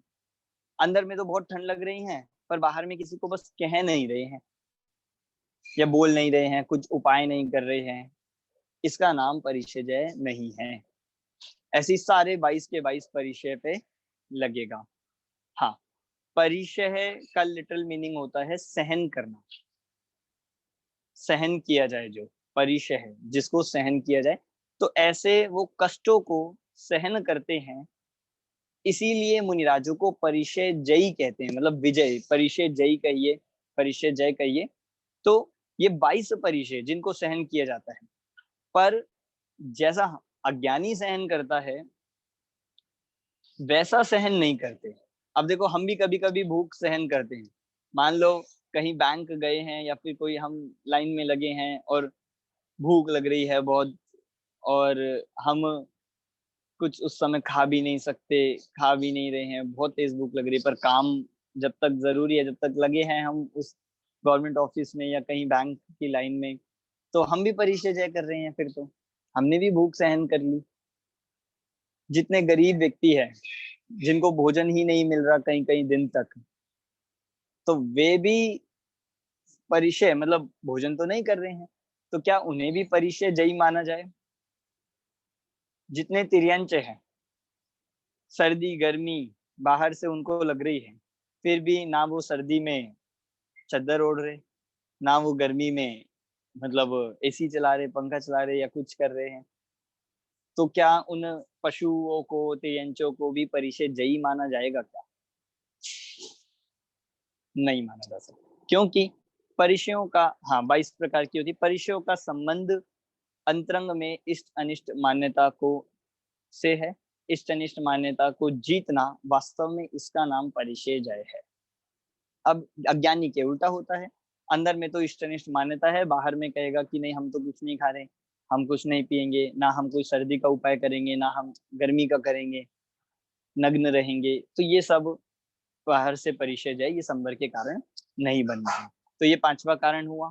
अंतिम कारण जो इसमें लिया संवर के कारण में, जो अंतिम है वो है चारित्र। चारित्र को अंतिम यहाँ पे कारण लिया है। चारित्र में भी सेम बात है, हम ये कह सकते हैं कि सबका कंक्लूजन करके चारित्र को ले रहे हैं, क्योंकि चारित्र 2 तरह से होता है, अणुव्रत और महाव्रत। 2 तरह से चारित्र कहा है, अणुव्रत और महाव्रत। तो अणुव्रतों में 5 अणुव्रत आते हैं अणु में, और महाव्रत में 5 महाव्रत। तो इनका भी बहिरंग से पालन करता है, अंतरंग से पालन नहीं करता है। मतलब चारित्र, बहिरंग चारित्र, अणुव्रत महाव्रत तो पालन कर लेगा, पर चारित्र नाम किसका है? स्वरूप में आचरण करना, स्वरूप में लीन होना, स्वरूप में जो कषाय रहित उदासीन भाव है, इसका नाम चारित्र है। जो लीनता है उसका नाम चारित्र है, जिसे हम यहाँ पे कहेंगे अंदर से कषाय चौकड़ी का जितना अभाव है वही चारित्र है। अब बाहर में कोई महाव्रत तो पालन कर रहा हो और अंदर में कषाय चौकड़ी एक भी नहीं मिटी हो, ना अनंतानुबंधी गई, ना अप्रत्याख्यान ना प्रत्याख्यान, तो उसे सम्यक चारित्र नहीं कहा जाएगा। सम्यक चारित्र किसे कहा जाएगा? अंतरंग में कषाय चौकड़ी के अभाव के साथ साथ जो अणुव्रत महाव्रत होंगे, उसका नाम सच्चा चारित्र या सम्यक चारित्र कहेंगे। तो ये चारित्र भी संवर का कारण है, पर ये चारित्र में सिर्फ व्रत तो पालन करता है, अंतरंग से कषाय नहीं मिटती है। ये चारित्र नहीं होने से संवर में कारण नहीं बनता, ये संवर तत्व की भूल है। समझ आ गया? अब चलते हैं हम निर्जरा तत्व के तरफ, थोड़ा सा फास्ट लेना है निर्जरा तत्व संबंधी हम चले तो निर्जरा का कारण, आपको पहले वाली निर्जरा तत्व संबंधी भूल किसको ध्यान है? अजय जी बताएंगे आप? निर्जरा तत्व संबंधी भूल हमने जो पहले पढ़ी थी वो क्या थी? शुद्ध भाव कष्ट रूप लगते हैं। ये तो संवर तत्व में था। निर्जरा तत्व की भूल क्या थी? इच्छा से संबंधित थी। इच्छा निरोधस तपः और तपसा निर्जरा। हाँ, भूल क्या है फिर? कि इच्छा के अभाव को, हाँ, इच्छा के अभाव को नहीं निर्जरा कहते मानता, हैं। हाँ। इच्छा की पूर्ति को मानता है। मतलब इच्छा पूरी हो जाएगी, उसको मान लिया कि हाँ इच्छा मिट गई, इसी को निर्जरा मानता है। जिसको यहाँ कहा था कि इच्छा के अभाव में तो दुख लगता है और इच्छा की पूर्ति में सुख मानता है, तो वो उल्टा था बिल्कुल।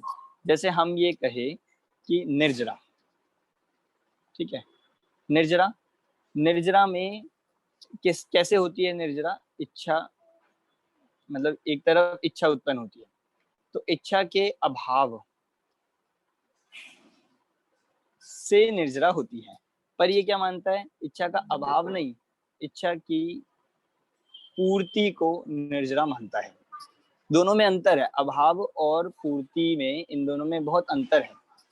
अभाव तो मतलब इच्छा ही उत्पन्न नहीं हो, और पूर्ति मतलब हमें जो चाहिए था हमने वो ले लिया तो ये इच्छा पूरी हो गई।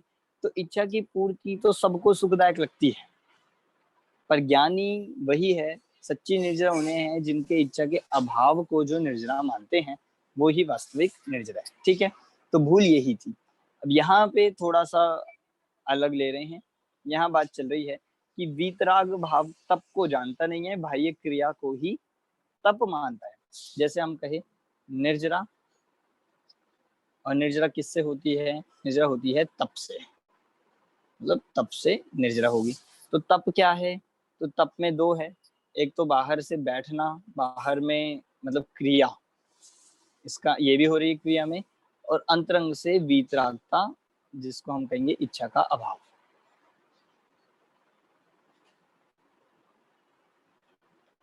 ये हो गया इच्छा का अभाव।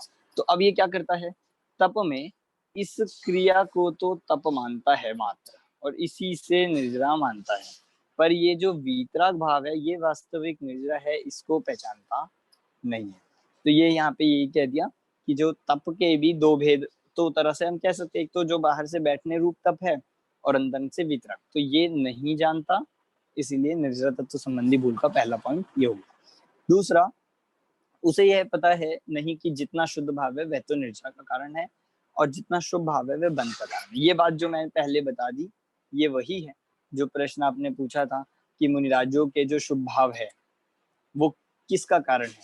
संवर का, या संवर निर्जरा का, या आश्रव बंध का? तो जितना शुभ भाव है, जितने अंश में शुभ भाव होगा, उतने अंश में तो उतनी उनके आश्रव बंध होंगे, क्योंकि शुभ भाव तो आश्रव बंध का ही कारण है। और जितने अंश में वीतराग भाव है, जिससे हम कहेंगे, जिसको हम कहेंगे कि शुद्ध भाव, वो शुद्ध भाव तो संवर और निर्जरा का कारण बनता है। तो इस तरह से ये मतलब दोनों में अंतर है, कारण दोनों का एक ही मानता है, ये भूल है, ये निर्जरा तत्व संबंधी भूल ही कही जाती है। ठीक है, चलिए, तो ये मोक्ष तत्व पे चले। मोक्ष तत्व में जो कहा है वो बहुत ही सरल है।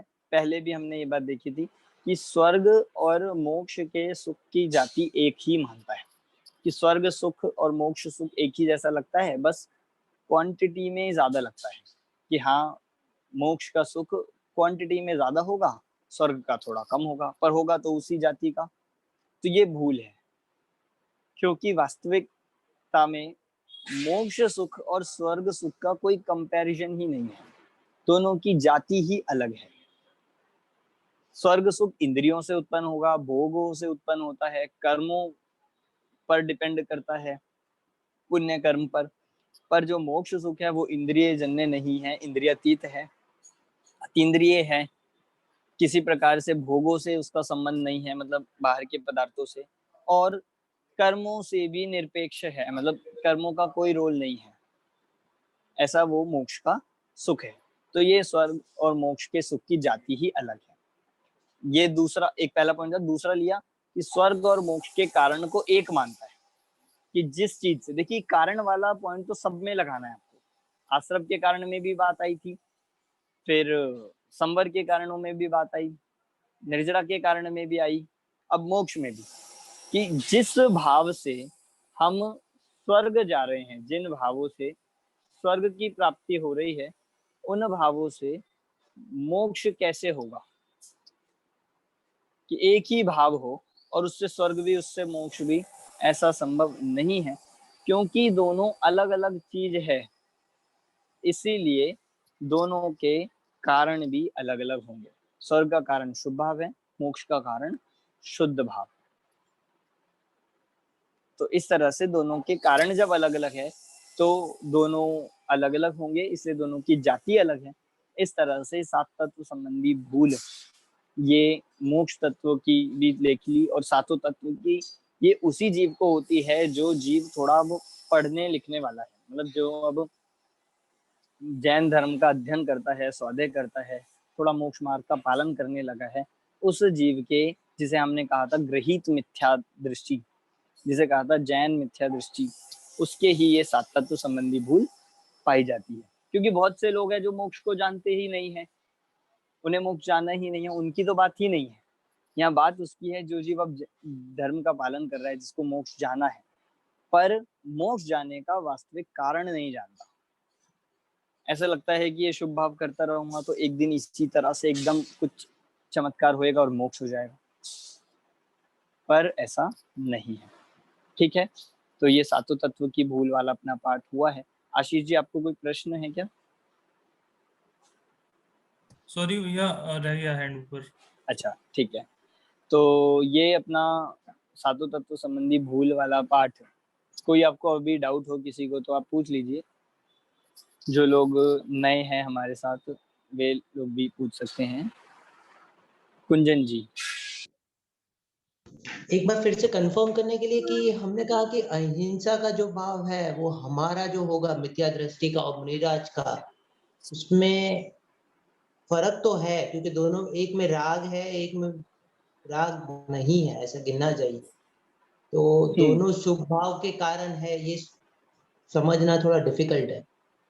डिफिकल्ट है जरूर, मैं मानता हूँ, पर वस्तु स्थिति से हमें इस बात को स्वीकार करना पड़ेगा, क्योंकि नहीं तो फिर ये पक्षपात जैसा होगा।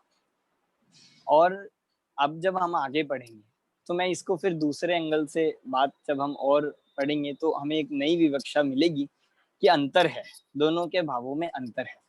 पर वो अंतर मैं फिर अभी तभी बताऊंगा, अभी तो हम उसको करेंगे तो लोग सब कंफ्यूज हो जाएंगे।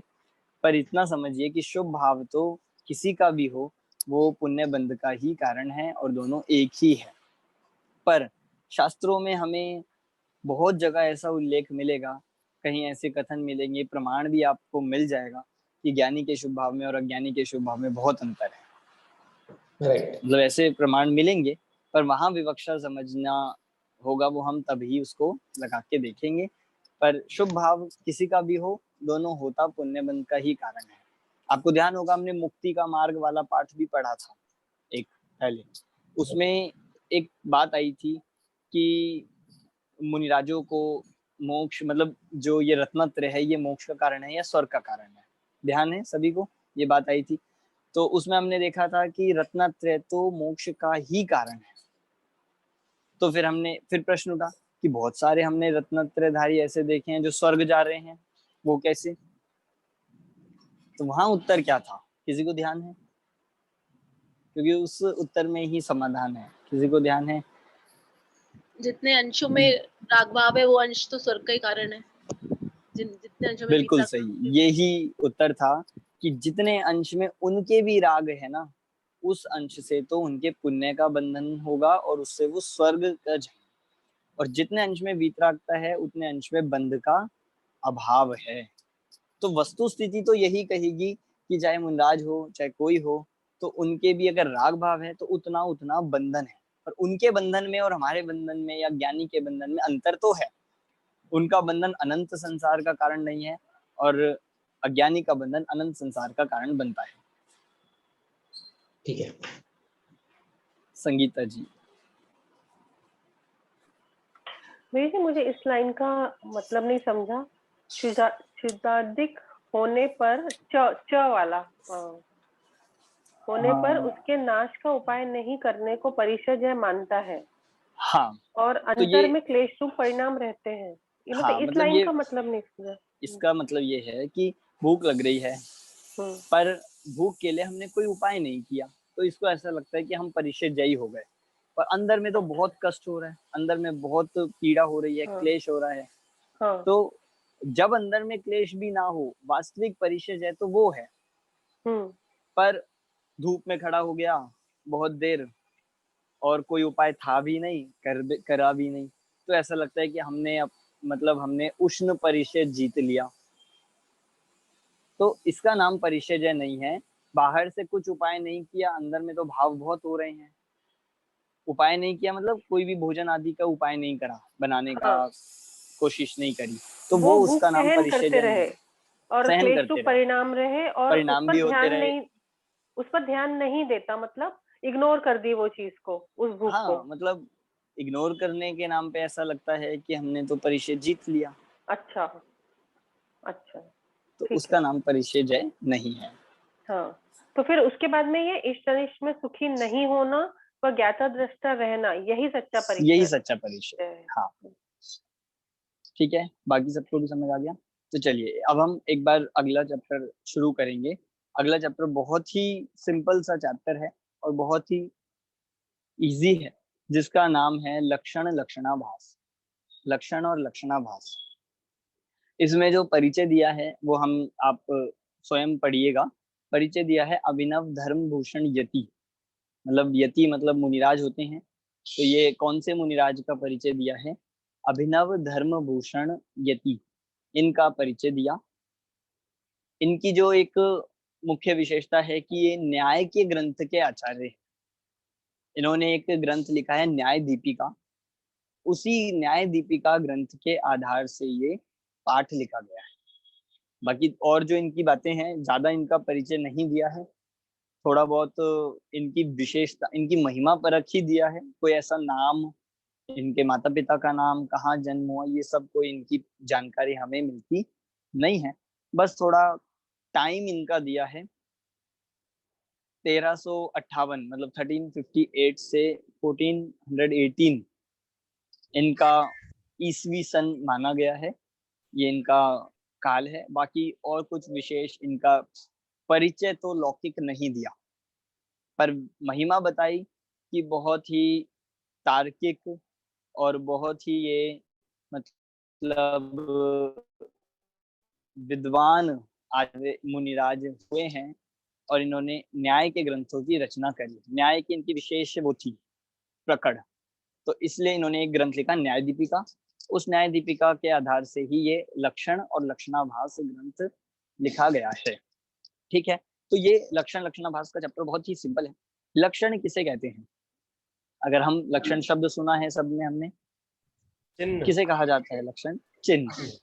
जैसे हम जिस चीज से किसी वस्तु की पहचान की जाए उसे कहते हैं चिन्ह, उसे कहते हैं लक्षण।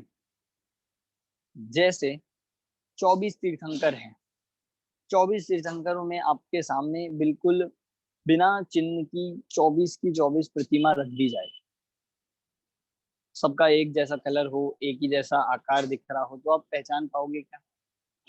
आपको उसमें से निकालना है कि महावीर भगवान की प्रतिमा अलग कीजिए, तो आप कर ही नहीं सकते। कैसे करेंगे? कि जहां चिन्ह होगा, जहां चिन्ह लगा तो हम उन्हें अलग कर सकते हैं। तो वो चिन्ह, उसे कहेंगे लक्षण। चिन्ह को कहा जाता है लक्षण।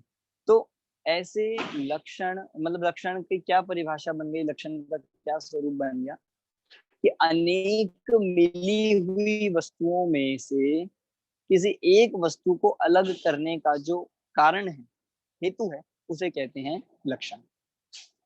दोबारा आप देखिए, बोल्ड करके इसमें ये दी गई है, अनेक मिली हुई वस्तुओं में से किसी एक को अलग करने का जो कारण हो उसे कहेंगे लक्षण।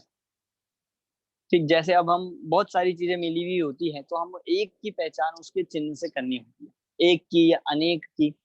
तो अब जैसे हम अपनी क्लास में ही बात करें तो हम यहाँ पे कहेंगे कि भाई अब हम ऐसे अलग करना हो, हमें कोई किसी का चिन्ह बनाना हो तो हम उसे बना सकते हैं कि भाई इतने सारे लोग हैं, इतने सारे लोग में से जिन्होंने ग्रीन कलर के कपड़े पहने हैं या कुछ ऐसा पहना है, आप उन्हें अलग कीजिए। तो वो एक चिन्ह हमें सब मिली हुई वस्तुओं में, व्यक्तियों में से अलग करने का एक साधन बनता है।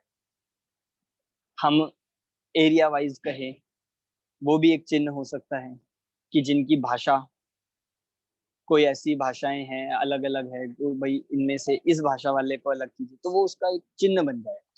अनेक मिली हुई वस्तुओं में से एक को अलग करने का चिन्ह बनता है, उसे कहते हैं लक्षण।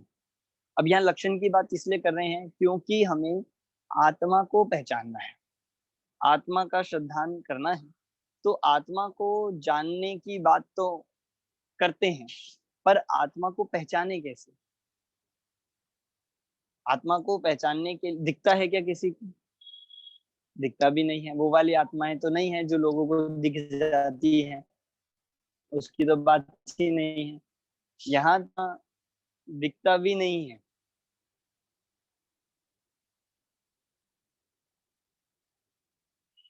हेलो, आवाज आ रही है?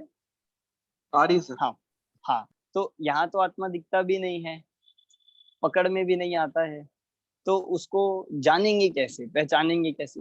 तो इसीलिए लक्षण से आत्मा को जानेंगे। तो सबसे पहले ये भी सीखना होगा कि लक्षण होता क्या है, लक्षण किसे कहते हैं, लक्षण बनाया क्या जाता है। तो लक्षण का स्वरूप आ गया कि अनेक मिली हुई वस्तुओं में पहचान करने का चिन्ह विशेष, उसे लक्षण कहते हैं। जैसे एक क्लास में बहुत सारे विद्यार्थी बैठे हो तो हम कहेंगे जिन्होंने व्हाइट पहना है उसे बुला लो, या हम किसी का नाम लेके बोले कि हाँ इन्हें बुला लो, और अब वो व्यक्ति नहीं जानता हो कि भाई कौन है, तो क्या कहा जाएगा कि भाई जिन्होंने व्हाइट कलर के कपड़े पहने हैं उन्हें बुला दो, वो वही है। तो ये अनेक, अब उसे क्या करना पड़ेगा, एक एक से नाम नहीं पूछना पड़ेगा, हमने एक चिन्ह बना दिया तो अब वो चिन्ह से उस व्यक्ति को बुला सकता है, उस व्यक्ति को अलग कर देगा। ऐसे ही 6 द्रव्य हैं पूरे विश्व में। सबसे पहले मैं यही बता देता हूँ कि हम ये चैप्टर पढ़ क्यों रहे हैं। 6 द्रव्य हैं पूरे विश्व में, सब भरे हुए हैं, सब आपस में एक साथ रह रहे हैं, ठसाठस भरे हैं पूरे लोक में। धर्म भी यही है, अधर्म भी यही है, जीव पुद्गल सब यही है। तो हमें जिनवाणी ये कह रही हैं, आचार्य कह रहे हैं कि आप जीव को पहचानो। ठीक है, ये कहा, अब हम कैसे पहचाने? ना हमें तो जीव दिख रहा है, ना हमें बाकी दिख रहे हैं, ना इतना पकड़ में आता है जीव। गूगल पे ढूंढे तो भी नहीं मिलेगा, कहाँ ढूंढे, कौन सी स्टेट में, कौन सी कंट्री, कहाँ मिलेगा? तो कहा कि भाई पहले आप चिन्ह समझ लो जीव का। जीव को चिन्ह पता लग जाएगा, उसका लक्षण मिल जाएगा तो हम उसे ढूंढ सकते।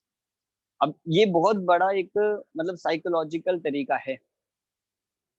हमें यदि वस्तु ढूंढनी है, किसी वस्तु की पहचान करनी है, तो चिन्ह पता हो तो हम उसे ढूंढ सकते।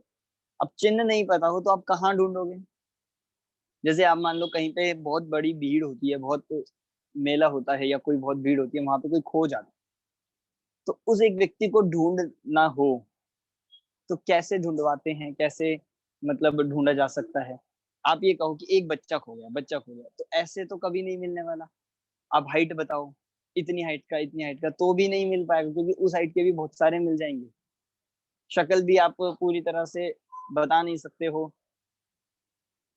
तो कैसे बताया जाता है कि एक बालक या एक बच्चा जिसने रेड कलर के कपड़े और व्हाइट कलर का ऐसा कुछ पहना है या ये टोपी लगाई है, उसे वो खो गया है, किसी को मिले तो बताइए। ऐसी अनाउंसमेंट की जाएगी।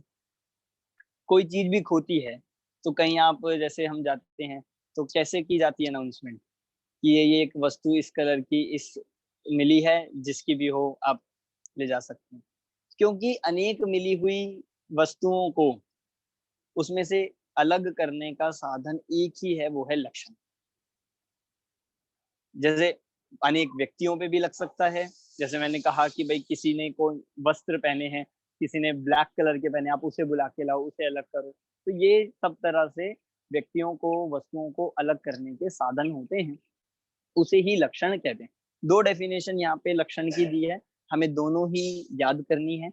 बिल्कुल ये हमें याद ही करनी है, मतलब चाहे पेपर ओपन बुक है पर फिर भी दोनों एक बार पढ़ देता हूँ। अनेक मिली हुई वस्तुओं में से किसी एक वस्तुओं को पृथक करने वाले हेतु को लक्षण कहते हैं। पहली ये होगी।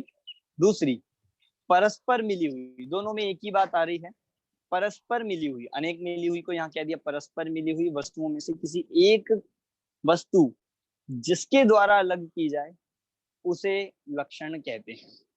जिस चिन्ह विशेष के द्वारा, बहुत सारे मोबाइल हो, बहुत सारी चीजें हो, में से सारे मोबाइल में से हमें एक मोबाइल अलग करना हो तो हम बता देंगे कि जिसपे ये वाला साइन है, कि जिसपे एप्पल का साइन बना है, तो बहुत सारे में से एक अलग हो जाएगा। बहुत आसान है, हमें सबको नहीं देखना पड़ेगा। तो ऐसे ही ये अनेक मिली हुई वस्तु, ऐसी विश्व में पूरे 6 द्रव्य हैं। 6 तो जाति अपेक्षा है, पर अगर संख्या देखें तो अनंत है। अब उसमें से हमें एक जीव निकालना है। अब कितना मुश्किल काम है। आपको ये कहा जाए कि एक मतलब 2 दाल मिक्स कर दी जाए और एक उसमें डाल दिया जाए और कहा जाए कि दोनों को अलग करना है, तो वो ही इतना मुश्किल हो जाता है। पर यहाँ तो कह रहे हैं अनंत द्रव्य हैं और इतने तरह के हैं जो दिखते भी नहीं। अब उसमें से आपको एक को जानना है, तो बिना लक्षण पहचाने तो ये कार्य कभी हो ही नहीं सकता। तो ठीक है, ये बात सिद्ध हो गई कि लक्षण का काम ये है। अब लक्षण किसका बनाया जाता है, उसे कहते हैं लक्ष्य। जिसका लक्षण बनाया जाए। एक डाउट आ रहा है ना, ये हाँ, जो बताइए। डेफिनेशन है ये थोड़ी अलग लग रही है ना, क्योंकि पहले में बताया हेतु लक्षण है हाँ, और दूसरे में है कि जिसके द्वारा अलग किया जाए वो लक्षण है। तो हेतु लक्षण है या हमारी क्रिया हाँ, है, क्या है वो नहीं देखिए जिसके द्वारा बताया उसी का नाम हेतु है। मतलब हेतु का मतलब ही, अगर मैं हेतु को रिप्लेस करके आप लिख दो कारण,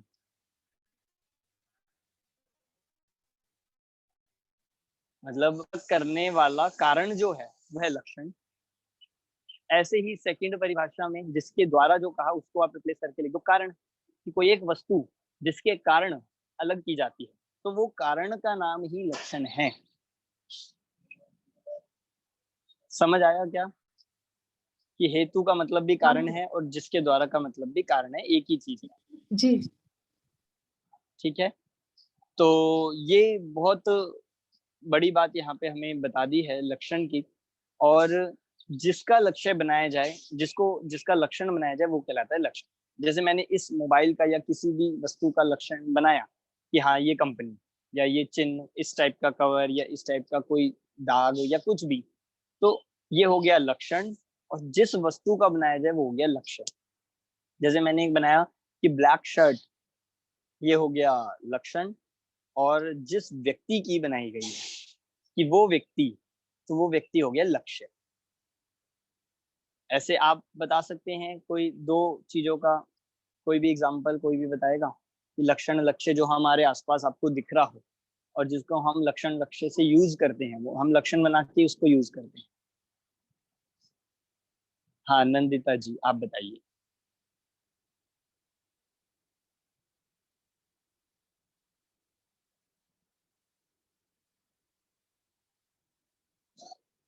हाँ नंदिता जी, आप बताइए अनम्यूट करके अपने को। जैसे आत्मा का लक्ष्मण ज्ञान है, तो आत्मा मतलब ज्ञान रहा है वो लक्षण हो गया आत्मा का। ठीक है, बिल्कुल सही है, ये तो है ही। पर क्वेश्चन मेरा ये है कि अपने डेली लाइफ से, अपने जीवन से हमें कोई ऐसे 2 या ऐसे कुछ एग्जांपल दिखाई देते हैं जहां हम लक्षण बनाते हैं, जहां हम अनेक मिली में एक लक्षण से पहचान करते हैं। बहुत हाँ, जगह तो है, बहुत सारे एग्जांपल तो। हाँ बताइए। शुगर का लक्षण रहेगा मीठापन।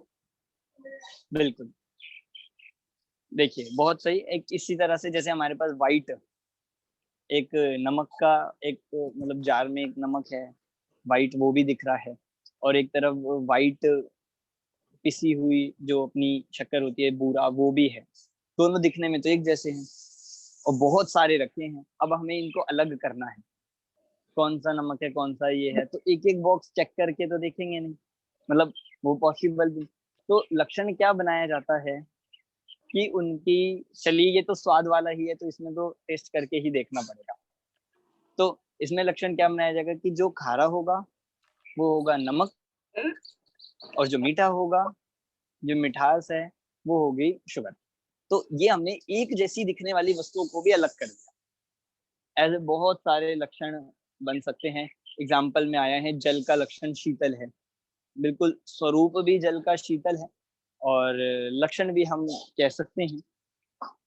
और भी आया है टीवियों में सैमसंग लक्षण हो गया और टीवी लक्ष्य हो गया। आपने थोड़ा सा उल्टा लिख दिया कि जो हम, आपने जो कहा, ऐसे कोई भी ब्रांड या कोई भी कंपनी होती है जिसको हमने उसका बना दिया चिन्ह, वो हो गया लक्षण, और वो वस्तु वो हो गई लक्ष्य। तो सूरज का ये कहा, तो ये सब पहचान करने के साधन। देखिए थोड़ा सा अब हम आज तो यहीं पे खत्म कर रहे हैं, अब इसमें हम अगली क्लास में देखेंगे कि लक्षण और स्वरूप में अंतर है। लक्षण और स्वरूप में अंतर है। जैसे एक तो वस्तु का स्वरूप होता है और दूसरा लक्षण होता है। हम सारे स्वरूप को लक्षण नहीं बनाते। जैसे इसको बस मैं एग्जांपल देके इसको छोड़ता हूँ। ज्ञान, दर्शन, सुख, चारित्र, ये सब आत्मा का स्वरूप है, पर इन सब को लक्षण नहीं बनाया। लक्षण सिर्फ ज्ञान को बनाया। अब क्यों ऐसा है आप भी सोचिएगा। ये क्वेश्चन मैं छोड़ रहा हूँ और मैं भी इसको सोचकर अगली क्लास में बताऊंगा। और आप अपने पाठ में तो है ही, जो पढ़ लेंगे वो तो बहुत अच्छी बात है, पर मैं ये पूछूंगा कि स्वरूप और लक्षण में क्या अंतर होता है। स्वरूप और लक्षण दोनों एक ही है या दोनों में अंतर है? तो बहुत ही ये इंटरेस्टिंग चैप्टर है। इसमें 3 तरह के लक्षण के दोष भी आएंगे कि कौन कौन लक्षण नहीं बन सकते, वो बहुत अच्छा है। तो आप कुछ लक्षण लक्ष्य के एग्जाम्पल सोच कर आना, और ये स्वरूप और लक्षण में क्या अंतर है इसकी बात हम अगली क्लास में करेंगे। आज या कल मैं आपके ग्रुप पे गंधर्व मूल्यांकन की मैं लिस्ट डाल दूंगा। तो गंधर्व मूल्यांकन का पैटर्न कुछ लोग पूछ रहे थे, तो उसमें आपको एक पेज में उस टॉपिक को लिखना होता है। एक पेज मतलब जो अपना A4 वाला कहिए या कोई भी कॉपी का, उसमें आपको वो टॉपिक पूरा लिखना है। और टॉपिक आपकी बुक्स में से जो पार्ट है उसी में से दिया जाएगा। उसको आपको फोटो क्लिक करके या स्कैन करके वो मुझे भेजना होता है। वो मॉडल ऐप पे नहीं करना, तो वो आपका रहता है गंधर्व मूल्यांकन में। तो हम अभी की क्लास यहीं पे पूर्ण करते हैं। लिस्ट में डालूंगा तो आप सब दीजिएगा। किसी के अगर पिछले सेमेस्टर के भी अभी तक रहते हैं कुछ भी, तो वो ज़रूर दीजिए, नहीं तो फिर कंटिन्यू नहीं हो पाएगा। इसीलिए आप कीजिए वो अपने जो पिछले असाइनमेंट्स या किसी के रह गए तो आप वो भी दीजिएगा। चलिए अभी की क्लास हम यहीं पे पूरी करते हैं। जो आपको डाउट हो, किसी के रह जाते हैं कभी जल्दी में, तो आप वो व्यक्तिगत भी पूछ सकते हैं, और अपना डाउट वाला ग्रुप है आप उस पर भी डाल सकते हैं। सभी को जय जिनेंद्र। जय जिनेंद्र सभी को। जय जिनेंद्र। जय जिनेंद्र। जय जिनेंद्र। जय जिनेंद्र।